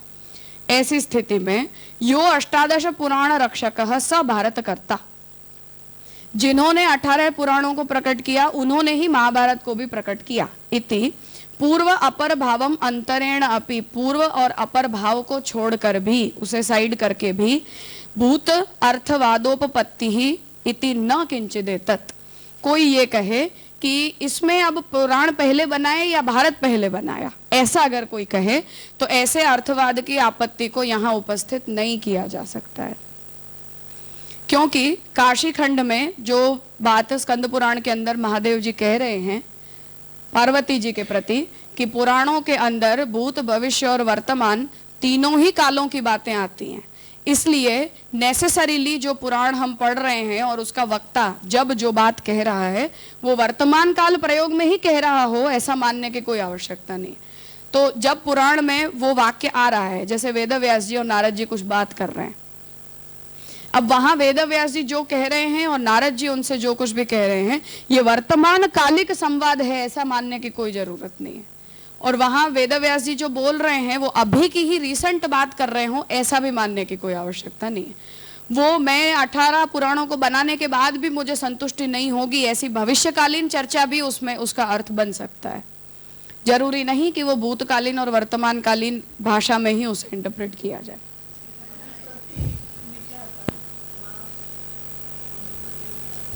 तो बनेगा उससे। अगर ऐसे हम समझे कि ग्रामेटिकल कोई भी टेंस नहीं लेनी है, इट कैन बी एनीथिंग, लेने हैं। नहीं, आप बोले ना कि कुछ भी हो सकता है, भूत भविष्य। वेदव्यास जी के कालक्रम में हम ये कह रहे हैं कि वेदव्यास जी ने सब कुछ कर लिया, अपना कार्य संपन्न, और फिर उन्हें असंतुष्टि हुई और फिर उन्होंने नारद जी से प्रेरणा लेके भागवत जी को प्रकट किया। अब वो कार्य संकल्प मात्र से कर चुके हैं, ऐसा भी उसका अर्थ हो सकता है। बना दिया, लिख के पूरा कर दिया, ऐसा उसका अर्थ लेना आवश्यक नहीं है। उन्होंने जो संकल्प किया है कि मुझे 18 पुराण प्रकट करने हैं, ये संकल्प मात्र से हमें इस बात को इंटरप्रेट करना है। ये मैं समझ गई। ये जो कृत्वा की बात चली, वो इसीलिए पुरुषोत्तम जी कह रहे हैं कि वहां वो प्रत्यय का प्रयोग किस शब्द के साथ हो रहा है, उसके योग बल से प्रत्यय का निर्धारण होगा। प्रत्यय के स्वतंत्र अर्थ से हम शब्द का निर्धारण नहीं करेंगे। तो ये तो हर स्टेटमेंट में, पूरी पुस्तक में कितनी बार ऐसा तो आएगा? ऐसा नहीं हो सकता है, क्योंकि शास्त्र जो है वो व्याकरण से नहीं चलते हैं, व्याकरण शास्त्र से चलता है। ये अपनी नीति है। इसलिए पाणिनि ने पूरे व्याकरण शास्त्र को बनाने के बाद ये बात कही कि वेद के शब्द यदि हमारे व्याकरण सिद्धांत के बल से न बनते हों तो वो शब्द गलत नहीं है, हमारा नियम उस पर एप्लीकेबल नहीं माना जाएगा। हमारा नियम लौकिक भाषा के ऊपर एप्लीकेबल माना जाएगा, अलौकिक भाषा के ऊपर एप्लीकेबल नहीं माना जाएगा। ऐसा पाणिनि खुद लिख रहे हैं कि वेद शब्द जो हैं उनका निर्माण मेरे पाणिनीय सूत्र के व्याकरण के सिद्धांत से अगर बन सकते हैं तो आप उसे ऐसा समझ सकते हो। अगर नहीं बन सकते हैं तो मेरे नियम के कारण वैदिक प्रयोग गलत सिद्ध नहीं होगा। मेरी जो सिद्धांत है वो लौकिक भाषा पर सिद्ध माने जाएंगे और अलौकिक भाषा को व्यतिरिक्त छोड़ दिया जाएगा। ऐसी अपनी नीति है इस बारे में।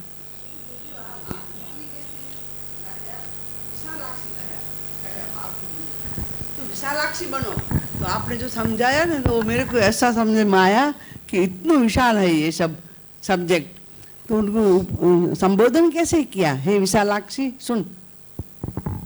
तो तात्पर्य यहाँ ये है कि पुराण में, जैसे हम भागवत जी में ये लैंग्वेज देख रहे हैं कि एक समाधि भाषा है, एक लौकिकी भाषा है और एक परमत भाषा है।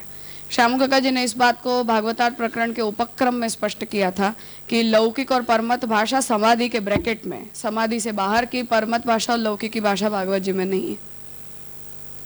उस तरह से इसे इंटरप्रेट करना है कि जब वेदव्यास जी असंतुष्टि बता रहे हैं अपनी, वो असंतुष्टि अपने संकल्प की असंतुष्टि है। संकल्प मात्र में असंतुष्टि है। मैं इतना कार्य ऑलरेडी वैखरी में प्रकट कर चुका हूं, ऐसा उसको नेसेसरीली लेने की आवश्यकता नहीं। वो परापश्यंती और मध्यमा में भी वो शास्त्र हो सकते हैं। हाँ, फिर वो बाद में भी बाहर आ जाएंगे, उसकी कोई जल्दी नहीं। जैसे सूरदास जी के हृदय में जब भागवत की दशम स्कंदानुक्रमणिका दृढ़ हो गई, तब उन्होंने ये संकल्प कर लिया कि मैं 1.25 लाख कीर्तन प्रकट करूंगा। ऐसे वेद व्यास जी ये संकल्प कर चुके हैं, क्योंकि व्यास इसीलिए प्रकट होते हैं, एक यही तो कार्य के लिए प्रकट होते हैं, वेद विभाग करने के लिए। तो संकल्प की असंतुष्टि है कि मेरे संकल्प में मुझे ऐसा कुछ दिखाई नहीं दे रहा है जहां भगवत गुणगान को, भगवान की भक्ति को, भगवान के चरित्र का कोई ऐसा विशद वर्णन हो। तो वो संकल्प की असंतुष्टि से जन्य ये नारद जी का प्रसंग है पूरा, ऐसा हमें लेना चाहिए। नहीं तो ऐसा हो जाता ना राजा, अभी आगे होने दो इसको। नहीं तो ये भागवत पुराण 19वां हो जाता। 19वां न भी हो और 18वां भी हो तो भी अंतिम हो जाएगा। हाँ, 19वें की बात हम खत्म कर चुके कि देवी भागवत भागवत स्थानीय है नहीं, वो उपपुराण है। अब 18 गिनती स्पष्ट है, पर 18 में क्या भागवत जी लास्ट हैं? ये विचार की बात है, इसलिए पुरुषोत्तम जी आर्ग्यूमेंट कर रहे हैं।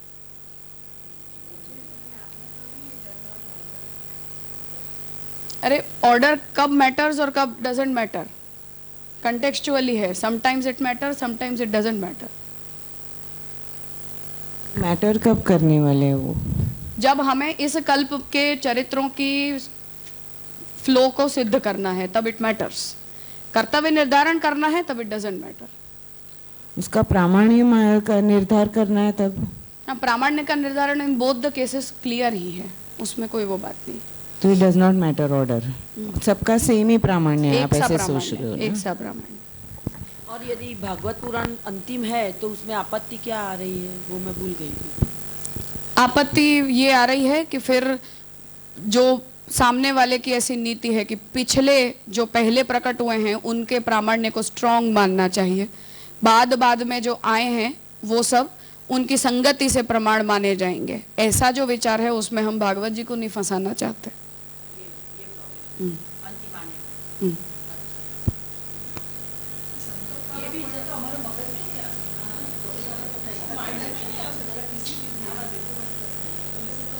करो, अभी और करेंगे, और करेंगे अभी पुरुषोत्तम जी।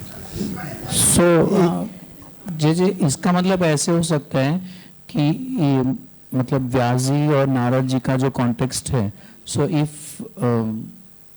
व्यास जी ने ऐसे प्रिडिक्ट किया या मैं इतना इतना करूंगा, so when he prepared the index में बी लाइक दैट कि 1 से 18 पुराण या पहले वेद, 1 से 18 पुराण और महाभारत, सो उसमें ऐसे क्रम रहेंगे, पर then he didn't feel that कि वो कुछ मतलब सेटिस्फेक्शन नहीं था इंडेक्स के दरमियान, and then it was like up and down, ऐसे समझ सकते हैं? ऐसा मानना है। ओके।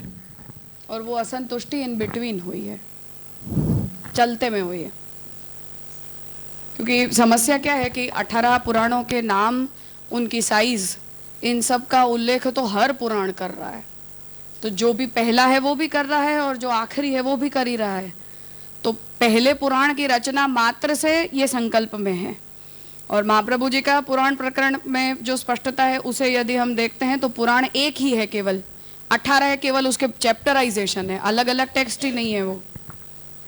सो इसका मतलब ऐसा हुआ ना कि जितने जो श्लोक वहाँ गिने हैं कुछ 4.25 लाख, तो वो सब उनको भी प्राप्य है, जैसे अभी हम लोग ऑलरेडी है उनके पास। ओके।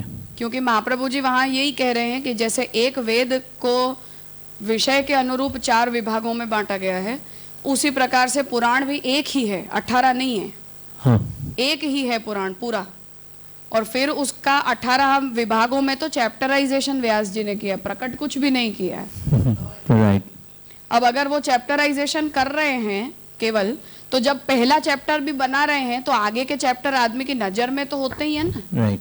तब तो आप पूरा टेक्स्ट आपकी दृष्टि में है, तब तो आप पहला चैप्टर डालोगे ने। हम जब लिख रहे हैं या कोई मूवी को डायरेक्ट कर रहा है, हाँ। तो मूवी के पहले सीन से आखिरी सीन तक की स्टोरी लाइन तो दिमाग में ही होती है। राइट। फिर हम उसके पहले सीन को डायरेक्ट करना शुरू करते हैं, डायलॉग लिखना शुरू करते हैं। सो उसका जो मतलब एग्जीक्यूशन बाद में है।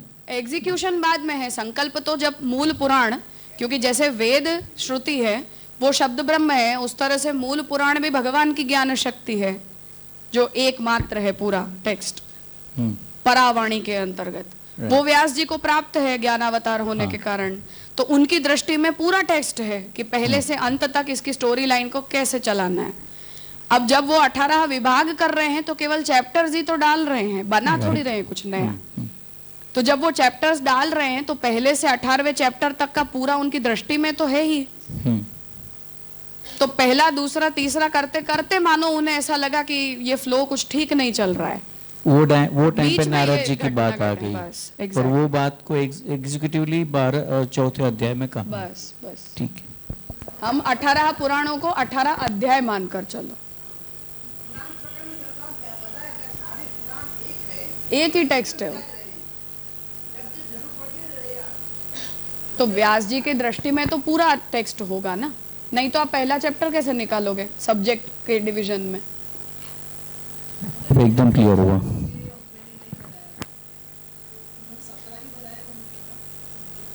नहीं नहीं, 18 बना चुके हैं।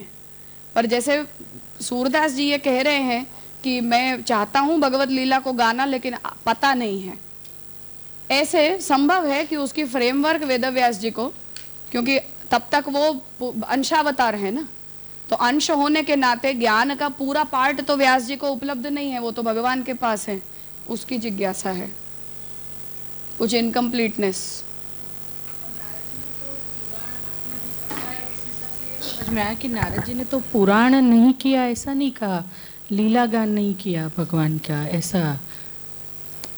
समस्या ये है कि जैसे सूरदास जी महाप्रभु जी से ये कह रहे हैं कि आप कह रहे हो तो मैं भगवत लीला गा दूं, कवि हूं, कर सकता हूं, लेकिन पता तो हो।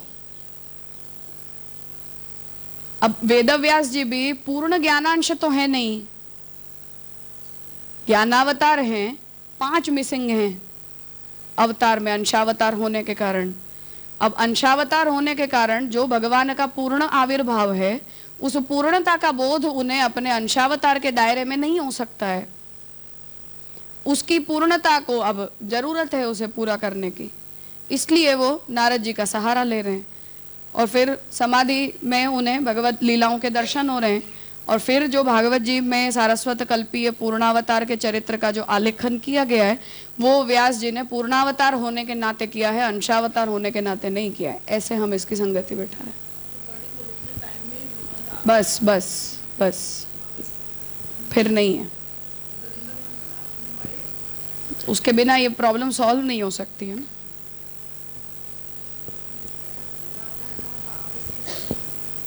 मतलब पूर्णता उनमें उतना पीरियड तक ही है, फिर नहीं है। अरे भगवान उनमें पूर्ण हो गए हैं, पूर्णता उनमें तब सिद्ध हुई है इस कार्य को करने के लिए, केवल अन्य स्थिति में वो पूर्ण नहीं है। ऐसा परशुराम जी आदि सभी के लिए माना गया। जय जय। अब इसको राम और कृष्ण को छोड़कर सभी में अभी हाँ कार्य मात्र के लिए होता है। ऐसे तो अर्जुन भी आवेश अवतार हैं, भीम भी जरासंध को मारा तब आवेश अवतार हैं। अगर अभी इस विषय को पुष्टि मार्ग से जोड़ें हम, तो महाप्रभु जी का जो अंतःकरण प्रबोध ग्रंथ है, महाप्रभु जी ने तो ये संकल्प किया था मेरे को सुबोधिनी टीका सारे का करना है, और यहाँ तो ज्ञान अवतार की बात हो रही है, वो तो ठाकुर जी के मुखारबिंद। तो वहाँ पर वो महाप्रभु जी का तो ऐसा तो लगता है उस पूरी टीका के अंदर कि उनको भी एक तरह का असंतोष हुआ था, लेकिन फिर भगवद आज्ञा है, भगवद आज्ञा करके फिर कहने लगे ठीक है, जैसी प्रभु की पहले भी आज्ञा थी, अब आज्ञा तो मेरा तो आज्ञा का पालन करना है। लेकिन किसी स्टेज पर तो महाप्रभु जी को भी असंतोष हुआ कि मेरा ऐसा विचार था कि मैं सुबोधिनी टीका पूरे श्रीमद् भागवत का करूँ। तो वो जो संकल्प है जो वहाँ पर अपने पुष्टि मार्ग के हिसाब से महाप्रभु जी ने अपने निज जनों के लिए संकल्प किया, और यहाँ पर जो संकल्प आ रहा है वो फर्क है क्या? हाँ, अलग अलग बात है, उसमें कुछ बताएंगे आप? उसकी आवश्यकता नहीं है अभी। यहाँ शास्त्र प्रणयन होना और संप्रदाय प्रवर्तन होना, ये दोनों के बीच में मेजर डिफरेंस है। और महाप्रभु जी का स्थान भी जैसे व्यास जी का ड्यूअल स्टेटस है, ऐसे महाप्रभु जी का भी ड्यूअल स्टेटस है, एक स्टेटस नहीं है, ड्यूअल स्टेटस है वो भी। अब आगे देखें। इति एक पदम में क्या, कौन से पद, मतलब कृत्वा के लिए कह रहे हैं? हाँ, कृत्वा के लिए कह रहे हैं। और फिर वापस सत्यवती सुद विशेषणम, तो वो कहाँ से मतलब बात? क्योंकि दो पुराणों में ये दो शब्द मिल रहे हैं, एक में कृतवान मिल रहा है और एक में कृत्वा मिल रहा है। तो मतलब सत्यवती सुद तो आगे विशेषण, पूर्व पक्ष देख लो, वहाँ है ही दोनों वचन। तो वापस ये बात लाने की आवश्यकता, मतलब सत्यवती सुद विशेषणम से कि व्यास जी ही करता है ऐसा, मतलब दोनों अलग अलग पुराण के वाक्य हैं। एक पुराण वाक्य में कृतवान प्रयोग है और दूसरे पुराण वाक्य में कृत्वा शब्द प्रयोग है, पर कॉमन उसमें एलिमेंट है सत्यवती सुतः। इसलिए दोनों ही पुराण अलग अलग कालखंडों में निरूपण कर रहे हैं, पर कर रहे हैं व्यास जी के लिए। फिर मतलब अगर ये विशेषण ले रहे तो एक तरह से कालखंड में भी देखते हुए फर्क है, बिल्कुल है। तो ये तो द्वापरांत के ही स्पेसिफिक फिर बात आ जाएगी। हाँ बिल्कुल।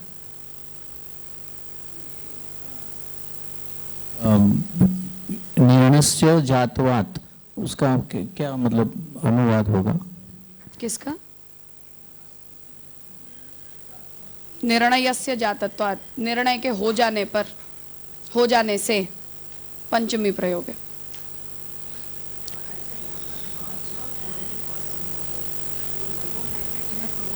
इसलिए पॉजिटिव है। कोई अगर ये कहे कि ये क्वनिप जो है वो असंभवित है तो कहते हैं ऐसा वाक्यार्थ हो। अतएव अधीतवान द्वापरादौ पितुः द्वैपायनाद अहम। अब भागवत जी पर इस बात को ला रहे हैं कि शुकदेव जी क्या कह रहे हैं अपने लिए कि द्वापर के अंत में नहीं, द्वापर के आदि काल में, द्वापर शुरू हुआ है तब, ठीक है, त्रेता से द्वापर आदौ, द्वापर के शुरुआत में मैंने पिता से इसे पढ़ा। क्या पढ़ा? भागवत संहिता को पढ़ा। अब वो द्वापर आदौ है या द्वापरांत है? तो शुकदेव जी कह रहे हैं कि मैं द्वापर के आदि काल में पढ़ गया हूं। तो कब प्रकट हुआ? करो फिर पूर्व अपर भाव।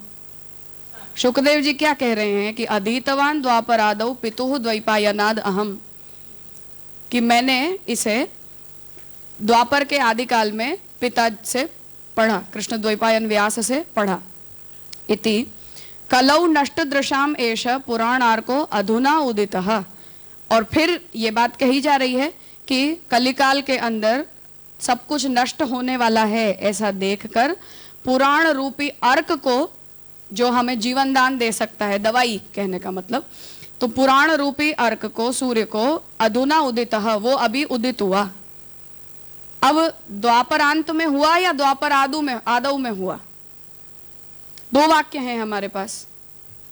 शुकदेव जी कहते हैं कि मैं द्वापर के आदि में कृष्ण द्वैपायन से ये पढ़ गया, और दूसरा वाक्य ये कह रहा है कि जब कलयुग में धर्म का सूर्यास्त होने वाला है, ऐसा जब देखा, तब कली में उसका नाश होने वाला है, ऐसा जानकर पुराण रूपी जो सूर्य है वो अभी उदित किया जा रहा है, मतलब द्वापर के अंत में उसका उदय हो रहा है कलियुग को प्रकाशित करने के लिए।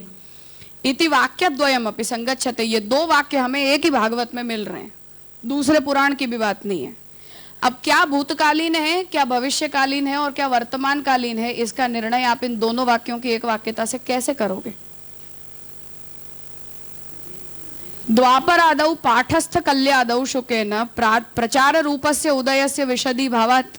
अब हमें वहां यह कहना पड़ेगा कि द्वापर के आदि काल में जो उन्होंने पढ़ा है, जो पढ़ चुके हैं शुकदेव जी, वो कली के आदि काल में शुकदेव जी ने प्रचार के रूप में उसका उदय किया है, उतना ही उसका अर्थ हमें लेना चाहिए कि पढ़ा द्वापर के आदि काल में है और लोक कल्याणार्थ उसका प्रचार किया जा रहा है द्वापर के अंत में। तो ही ये दो वाक्य एक दूसरे के साथ बैठेंगे। आया समझ में? कि पढ़ चुके हैं वो द्वापर के आदि काल में, द्वापर आदौ पाठस्थ, पढ़ाई तब हो गई है उनकी।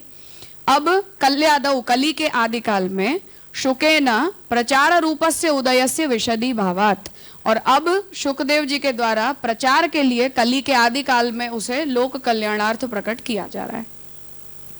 लोकस्य आ जानतो व्यासः चक्रे सात्वत संहिताम।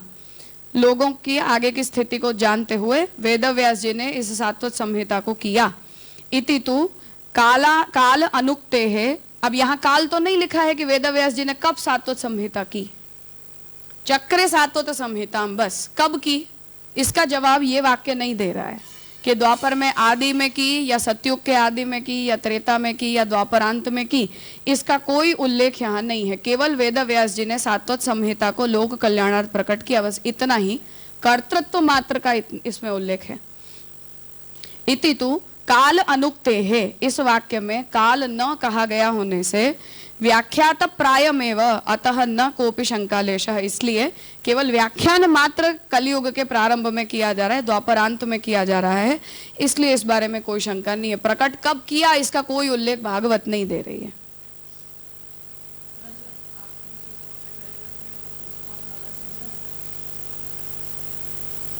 सेंटेंस ये है कि अष्टादश पुराणानि कृतवान इति इन्वर्टेड फॉर्म में अष्टादश पुराणानि कृत्वा। था आपने जो बोला ना कि पूर्व पक्ष में कहा है, तो पूर्व पक्ष में दोनों जगह पे कृत्वा ही लगाया है। अष्टादश पुराणानि कृत्वा सत्यवती सूत्र, और दूसरा जो श्रौत सूत्र में वेदम कृत्वा वेदी करोति, वो नहीं, आगे उत्तर पक्ष में और पुरुषोत्तम जी ने इसका जवाब दिया है। वो कूर्म पुराण का वचन था, वो दूसरा, एक भागवत जी का वचन था, एक कूर्म पुराण का था। यत्तु अष्टादश पुराणानि अष्टौ व्याकरणानि च ज्ञात्वा, अब ये भविष्य पुराण का वाक्य है। तो 18 पुराणों में अष्टौ व्याकरणानि च ज्ञात्वा सत्यवती सूनुः चक्रे भारत संहिताम। अब 18 पुराणों में 8 प्रकट किए, 10 बाकी हैं। ये भविष्य पुराण टाइमलाइन दे रहा है कि अष्टादश पुराणानि, भविष्य पुराण भी एक पुराण है जो भविष्य में कलयुग की स्थिति का वर्णन करता है ना, मतलब सभी पुराणों का सार समुच्चय है वो। उसका भी प्रथम अंश जो है वो प्रमाण माना जाता है और द्वितीय अंश प्रक्षिप्त माना जाता है। उसमें बहुत गड़बड़ है। उसके कुछ कोटेशंस महाप्रभु जी के प्राकट्य को लेकर भी यूज किए जाते हैं। द्वितीय अंश में से महाप्रभु जी का प्राकट्य होने वाला, ऐसे सब आचार्यों के नाम हैं, और अकबर भी पैदा हो जाएगा ऐसा भी लिखा है, म्लेच्छराज हो जाएगा ऐसा भी लिखा है, सब कुछ ऐसा नाम उल्लेख के साथ। तो द्वितीयांश प्रक्षिप्त माना जाता है। और अभी कंटेम्प्रेरी, मैं और नहीं बात कर रही कि कब कब किसे, क्योंकि बहुत से आचार्यों ने भी भविष्य पुराण को कोट किया है, इसलिए जितना प्रथमांश का कोटेशन मिलते हैं उन्हें प्रमाण माना जाता है। द्वितीयांश के कोटेशन कोई आचार्यों के द्वारा किए हुए मिलते नहीं है, इसलिए उसे प्रक्षिप्त माना जाता है। ये अभी की स्थिति है। ये तो बहुत लोग करते हैं, कोई नई बात नहीं, कोई इसमें नई बात नहीं। उसमें सूरदास जी मध्व संप्रदाय के अनुयायी बात बताए गए, मीराबाई भी मध्व बताई गई है। तो दूसरा अंश तो फर्जीवाड़ा है बिल्कुल। प्रथमांश को कुछ कुछ आचार्यों ने क्योंकि कोट किया है इसलिए प्रमाण माना जाता है। तो अष्टादश, क्योंकि अब यहाँ पुरुषोत्तम जी भी कर रहे हैं उल्लेख, तो सर्वथा अप्रमाण होता तो नहीं करते, पर यह प्रथमांश का है विषय, इसलिए प्रथमांश प्रमाण मूलक अभी भी माना जाता है। रिसेंट स्टडीज में भी द्वितीयांश को छोड़ देते हैं सब लोग। बकवास, शुद्ध, कोई सवाल ही नहीं, कोई बच्चा भी समझ सकता है कि फालतू के भी। तो यत्तु अष्टादश पुराणानि अष्टौ व्याकरणानि च ज्ञात्वा, जब 18 पुराणों का संकल्प वेदव्यास जी ने किया और उनमें अष्टौ व्याकरणानि 8 को प्रकट कर दिया, ऐसा जब उन्होंने जाना, तब सत्यवती सूनुः चक्रे भारत संहिताम, तो 8 पुराणों को करने के बाद 9वें क्रम पर महाभारत को प्रकट किया। तो 10 पुराणों को प्रकट करना अभी बाकी है इस वचन के हिसाब से। इति भविष्य प्रथमाध्याय वाक्यम, इस तरह से भविष्य पुराण के प्रथमाध्याय का ये वाक्य है। तत्तु शतकोटि प्रविस्तर पुराणांतर्गत अष्टादश जातीय वाक्य कदम्ब परम व्याकरण साहचर्यात् नानाविध शुद्ध शब्दवत् नानाविध अर्थस्य भारते उपनिबंधनीयत्वेन तज ज्ञानस्य आवश्यकत्वात्। अब ये बीच में महाभारत क्यों आ गया? 18 को पूरा कर लेते पहले। तो पुरुषोत्तम जी ये कह रहे हैं कि शतकोटि प्रविस्तर पुराणांतर्गत, क्योंकि बहुत बड़ा पुराण जो है वो अपने आप में बहुत बड़ा टेक्स्ट है, इसलिए उस पुराण के अंतर्गत अष्टादश जातीय वाक्य कदम्ब परम, 18 जो अलग अलग चैप्टर्स और टेक्स्ट व्यास जी को प्रकट करने हैं, ऐसे वाक्य कदम्ब रूप इतना बड़ा जो वृक्ष है, वटवृक्ष की तरह ये पुराणों का विस्तार है, उसमें वाक्य कदम्ब के प्रति परायण व्याकरण साहचर्यात्, उनको उत्पन्न प्रकट, व्याकरण शब्द का मतलब है यहाँ व्याकृत करना, विस्तार करना, तो उसके व्याकरण के साथ साथ, मतलब उन्हें प्रकट करने के साथ साथ, नानाविध शुद्ध शब्दवत, जैसे अनेक बहुत से शुद्ध शास्त्रों को वो प्रकट करते जा रहे हैं, उसी तरह से नानाविध अर्थस्य भारते उपनिबंधनीयत्वेन। तो महाभारत के अंदर भी एक बात नहीं है, बहुत बातें हैं, जिससे महाप्रभु जी ने इतिहास और पुराण को समान कोटि में रखा है। निबंध में यदि हम देख लें तो वहां महाप्रभु जी ने महाभारत के बारे में भी यही कहा है कि जैसे पुराण चतुर्विध पुरुषार्थों का उपदेश करते हैं, उस तरह से रामायण और महाभारत भी पुरुषार्थ उपदेशक शास्त्र हैं। इसलिए पुराण और इतिहास की समान रूपता, एक तुल्यता मानी गई है।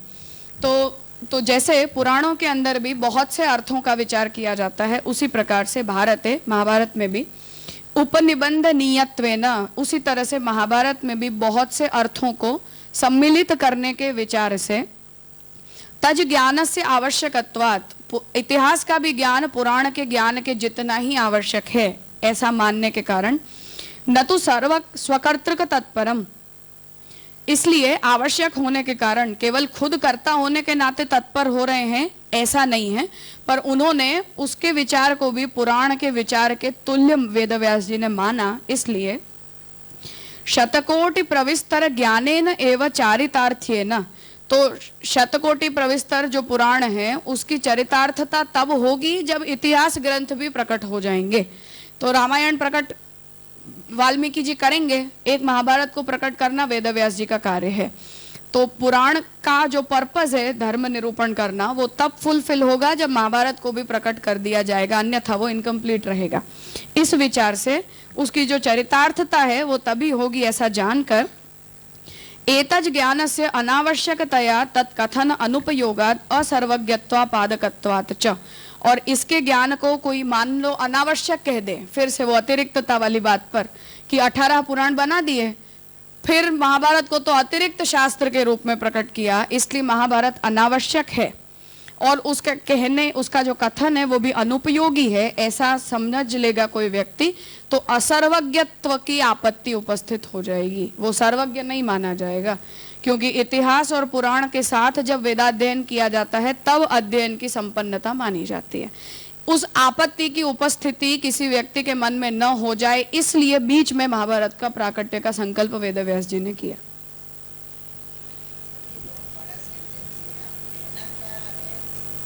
कहना यह है कि महाभारत को बीच में प्रकट करने की क्यों जरूरत पड़ी, 18 पुराणों को प्रकट करने के बाद भी महाभारत बना सकते थे, बीच में क्यों अचानक से महाभारत आ गया। तो कह रहे हैं कि जितना धर्मोपयोगी अन्य सभी पुराण हैं उतना ही धर्मोपयोगी महाभारत भी है, और रामायण महाभारत और 18 पुराण, ये इन 20 का ज्ञान जब पूरा होता है तभी सर्वज्ञता आती है, अर्थात पुरुषार्थ सिद्धि के योग्य ज्ञान की संपन्नता इन सब के अध्ययन से ही आती है। अब यदि 18 पुराणों को बनाने के बाद महाभारत को वेदव्यास जी ने प्रकट किया होता तो किसी के मन में ये विचार आ सकता है कि इन 18 की गिनती में पुराणों को हमने पढ़ लिया, अब यहाँ से सब धर्म ज्ञान हमें हो ही गया है तो महाभारत को पढ़ने की कोई जरूरत नहीं है। तो ऐसा अगर कोई व्यक्ति सोचेगा तो वो असर्वज्ञ रह जाएगा। इसलिए महाभारत के ऊपर ऐसी असर्वज्ञत्व की आपत्ति उपस्थित न हो, इसलिए 18 पुराणों की रचना करते करते 8 पुराणों को पूरा करके बीच में महाभारत को प्रकट किया व्यास जी ने, ताकि उसकी भी पुराण तुल्यता का स्वीकार किया जा सके कि ये इक्विवेलेंट टेक्स्ट है।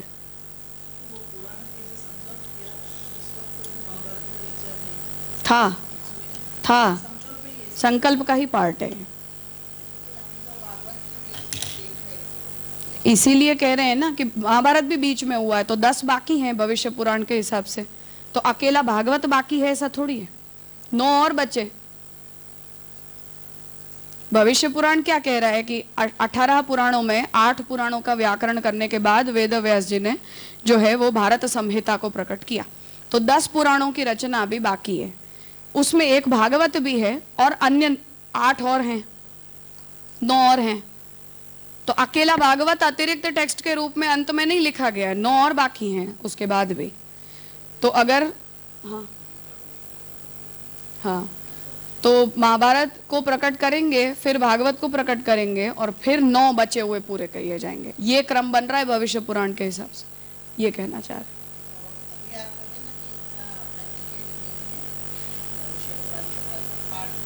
प्रथम पाठ है, हाँ, क्योंकि द्वितीयांश को कोई उद्धृत नहीं करता है, तो द्वितीयांश जो है उसका वो प्रक्षिप्त हो ऐसा लगता है। प्रथमांश के कोटेशंस शंकराचार्य जी से लेकर पुरुषोत्तम जी तक बहुतों ने दिए।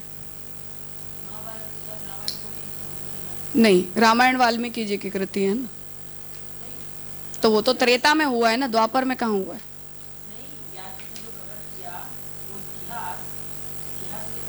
रामायण भी, रामायण महाभारत दोनों इतिहास में आते हैं, तुल्यता है। रामायण तो त्रेता में हो गया ना, रामायण तो वाल्मीकि जी ने प्रकट किया है, व्यास जी ने थोड़ी किया है। हाँ, वाल्मीकि जी ने ही किया है, व्यास जी ने नहीं किया है। नहीं नहीं नहीं नहीं, रामायण नहीं, नहीं, वो वाल्मीकि जी ने ही किया है और वो त्रेता में हो चुका है। हाँ हाँ, वाल्मीकि जी का। तत्रापि, वहां भी उपपुराणत्वेन वक्ष्यमाण राशि परम भाति अध्याय समाप्ति कोटौ। अब वहां भी ये समस्या, ये बात आ रही है कि वहां भी उपपुराणों की गिनती भी की गई है भविष्य पुराण में ही, कि कितने पुराण हैं, कितने उपपुराण हैं। अब उपपुराणों की भी जो रचना है वो नेसेसरीली वेदव्यास जी ने 18 पुराण को बनाने के बाद ही की हो, ऐसा भी नहीं है। उपपुराण भी बीच बीच में प्रकट होते गए हैं। तो उसे आगे बता रहे हैं कि तत्रापि, अर्थात वहीं भविष्य पुराण में भी उपपुराणत्वेन वक्ष्यमाण राशि परम भाति, वहां भी उपपुराण के रूप में जो राशि मतलब शब्द राशि का विस्तार किया गया है, वहां भी ऐसा प्रतीत होता है। कहाँ हो रहा है उसे उद्धृत कर रहे हैं। अध्याय समाप्ति कोटौ, जहां वो अध्याय की समाप्ति हो रही है वहां सर्वाणि एव पुराणानि कथितानि नरशर्भ द्वादशैव सहस्राणि प्रोक्तानि इह महर्षिभिः, जितने भी पुराण हैं उन सबको कह दिया है। द्वादशैव सहस्राणि 12,000 कह दिए, इस प्रकार से वो एड्रेस कर रहे हैं। पुनः वृद्धिम गतानि इह आख्यानैहि, कि पुराण बन गए, अब ये पुराण और बढ़ेंगे, ऐसा उपपुराणों के लिए फिर से कहा जा रहा है कि ये वृद्धि को प्राप्त करेंगे। तो पुनः वृद्धिम गतानि इह आख्यानैहि बहुभिः नृपः यथा स्कंदम तथा च इदम भविष्यम कुरुनंदन। तो ये सब और आगे बढ़ेंगे, उसमें नामोल्लेख किया जैसे स्कंद पुराण और ये भविष्य पुराण खुद भी। तो एक राउंड में पहले महाभारत बीच में प्रकट किया, फिर 18 पुराण पूरे हो गए, फिर उन पुराणों के विस्तार का क्रम पुनः व्यास जी ने शुरू किया और फिर उपपुराण प्रकट हुए हैं। प्रत्येक पुराण का उपपुराण प्रकट किया गया है उसके एक चरित्र का विस्तार करने के लिए। तो वो बात यहाँ कह रहे हैं कि उसी क्रम में स्कंद पुराण भी प्रकट हुआ है और ये भविष्य पुराण भी प्रकट हुआ है। स्कंदम शतसहस्रंतु श्लोकानाम ज्ञातमेव ही, और उसमें जो स्कंद पुराण है वो हो चुका है, भविष्य हो रहा है, इस तरह से यहाँ बात हो रही है।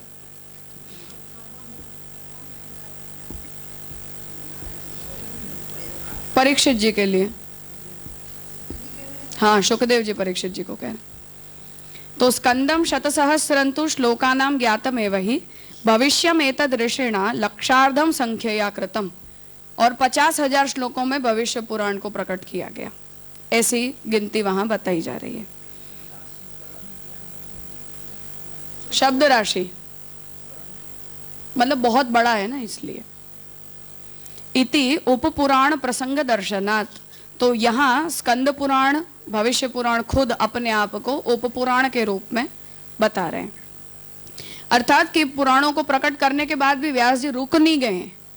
तो अब अगर पहले वाली आशंका पर हम जाएं कि मानो 18 पुराणों की गिनती में भी भागवत जी को अंत में मानो प्रकट किया गया हो, तो भी वेदव्यास जी का कार्य तो फिर भी संपन्न नहीं हुआ है, उसके बाद भी वो कुछ ना कुछ कर ही रहे हैं। तो आपका जो ये आक्षेप था अतिरिक्तता को लेकर कि ये तो खाली बैठे बैठे आखिर आखिर में कुछ लिख दिया, तो उसके बाद भी बहुत कुछ लिखा है, तो उपपुराणों का क्या करेंगे फिर? तो वो आपत्ति अगर भागवत जी अंत में लिखे गए हैं इसलिए भागवत जी के ऊपर उपस्थित होगी, तो उपपुराणों के ऊपर भी तो इक्वली हो जाएगी, ये कहना चाह रहे हैं। न च इह उक्तयोः स्कांद भविष्ययोः महापुराणत्वं शंक्यम, अब इस उक्ति के आधार पर स्कंद पुराण और भविष्य पुराण की महापुराण रूपता की शंका नहीं करनी चाहिए। महर्षि प्रोक्तत्व लिंग विरोधात, क्योंकि यहाँ महर्षि ने उसका चिन्ह ही ये बताया है कि ये दोनों 5 लिंगों का निरूपण करने वाले हैं, इसलिए उपपुराण ही हैं, ये महापुराण नहीं है। पुराण संख्या विरोधात च, और फिर इन दोनों को और करेंगे तो 20 हो जाएंगे, और गिनती की समस्या है।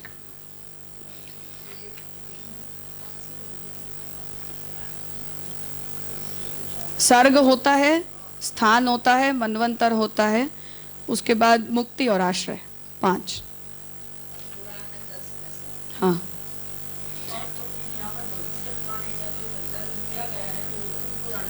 हाँ, इसलिए कोई ये ना कहे कि अब इस वाक्य से ये 2 और पुराण की गिनती में बढ़ गए।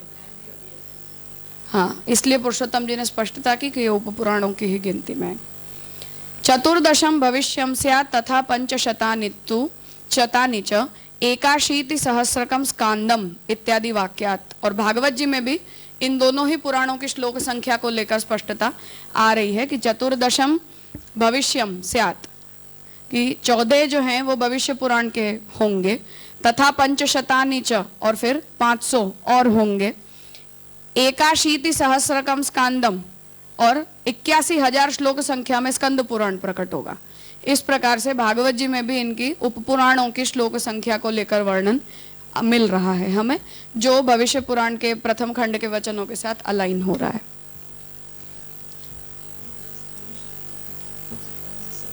वो भी भविष्य के लिए खंड और फिर उसके श्लोक, अध्याय और श्लोक, सर्ग संख्या और श्लोक। अब आप लोगों को विराम करना है 10 मिनट, तो कर लो, फिर आगे करते।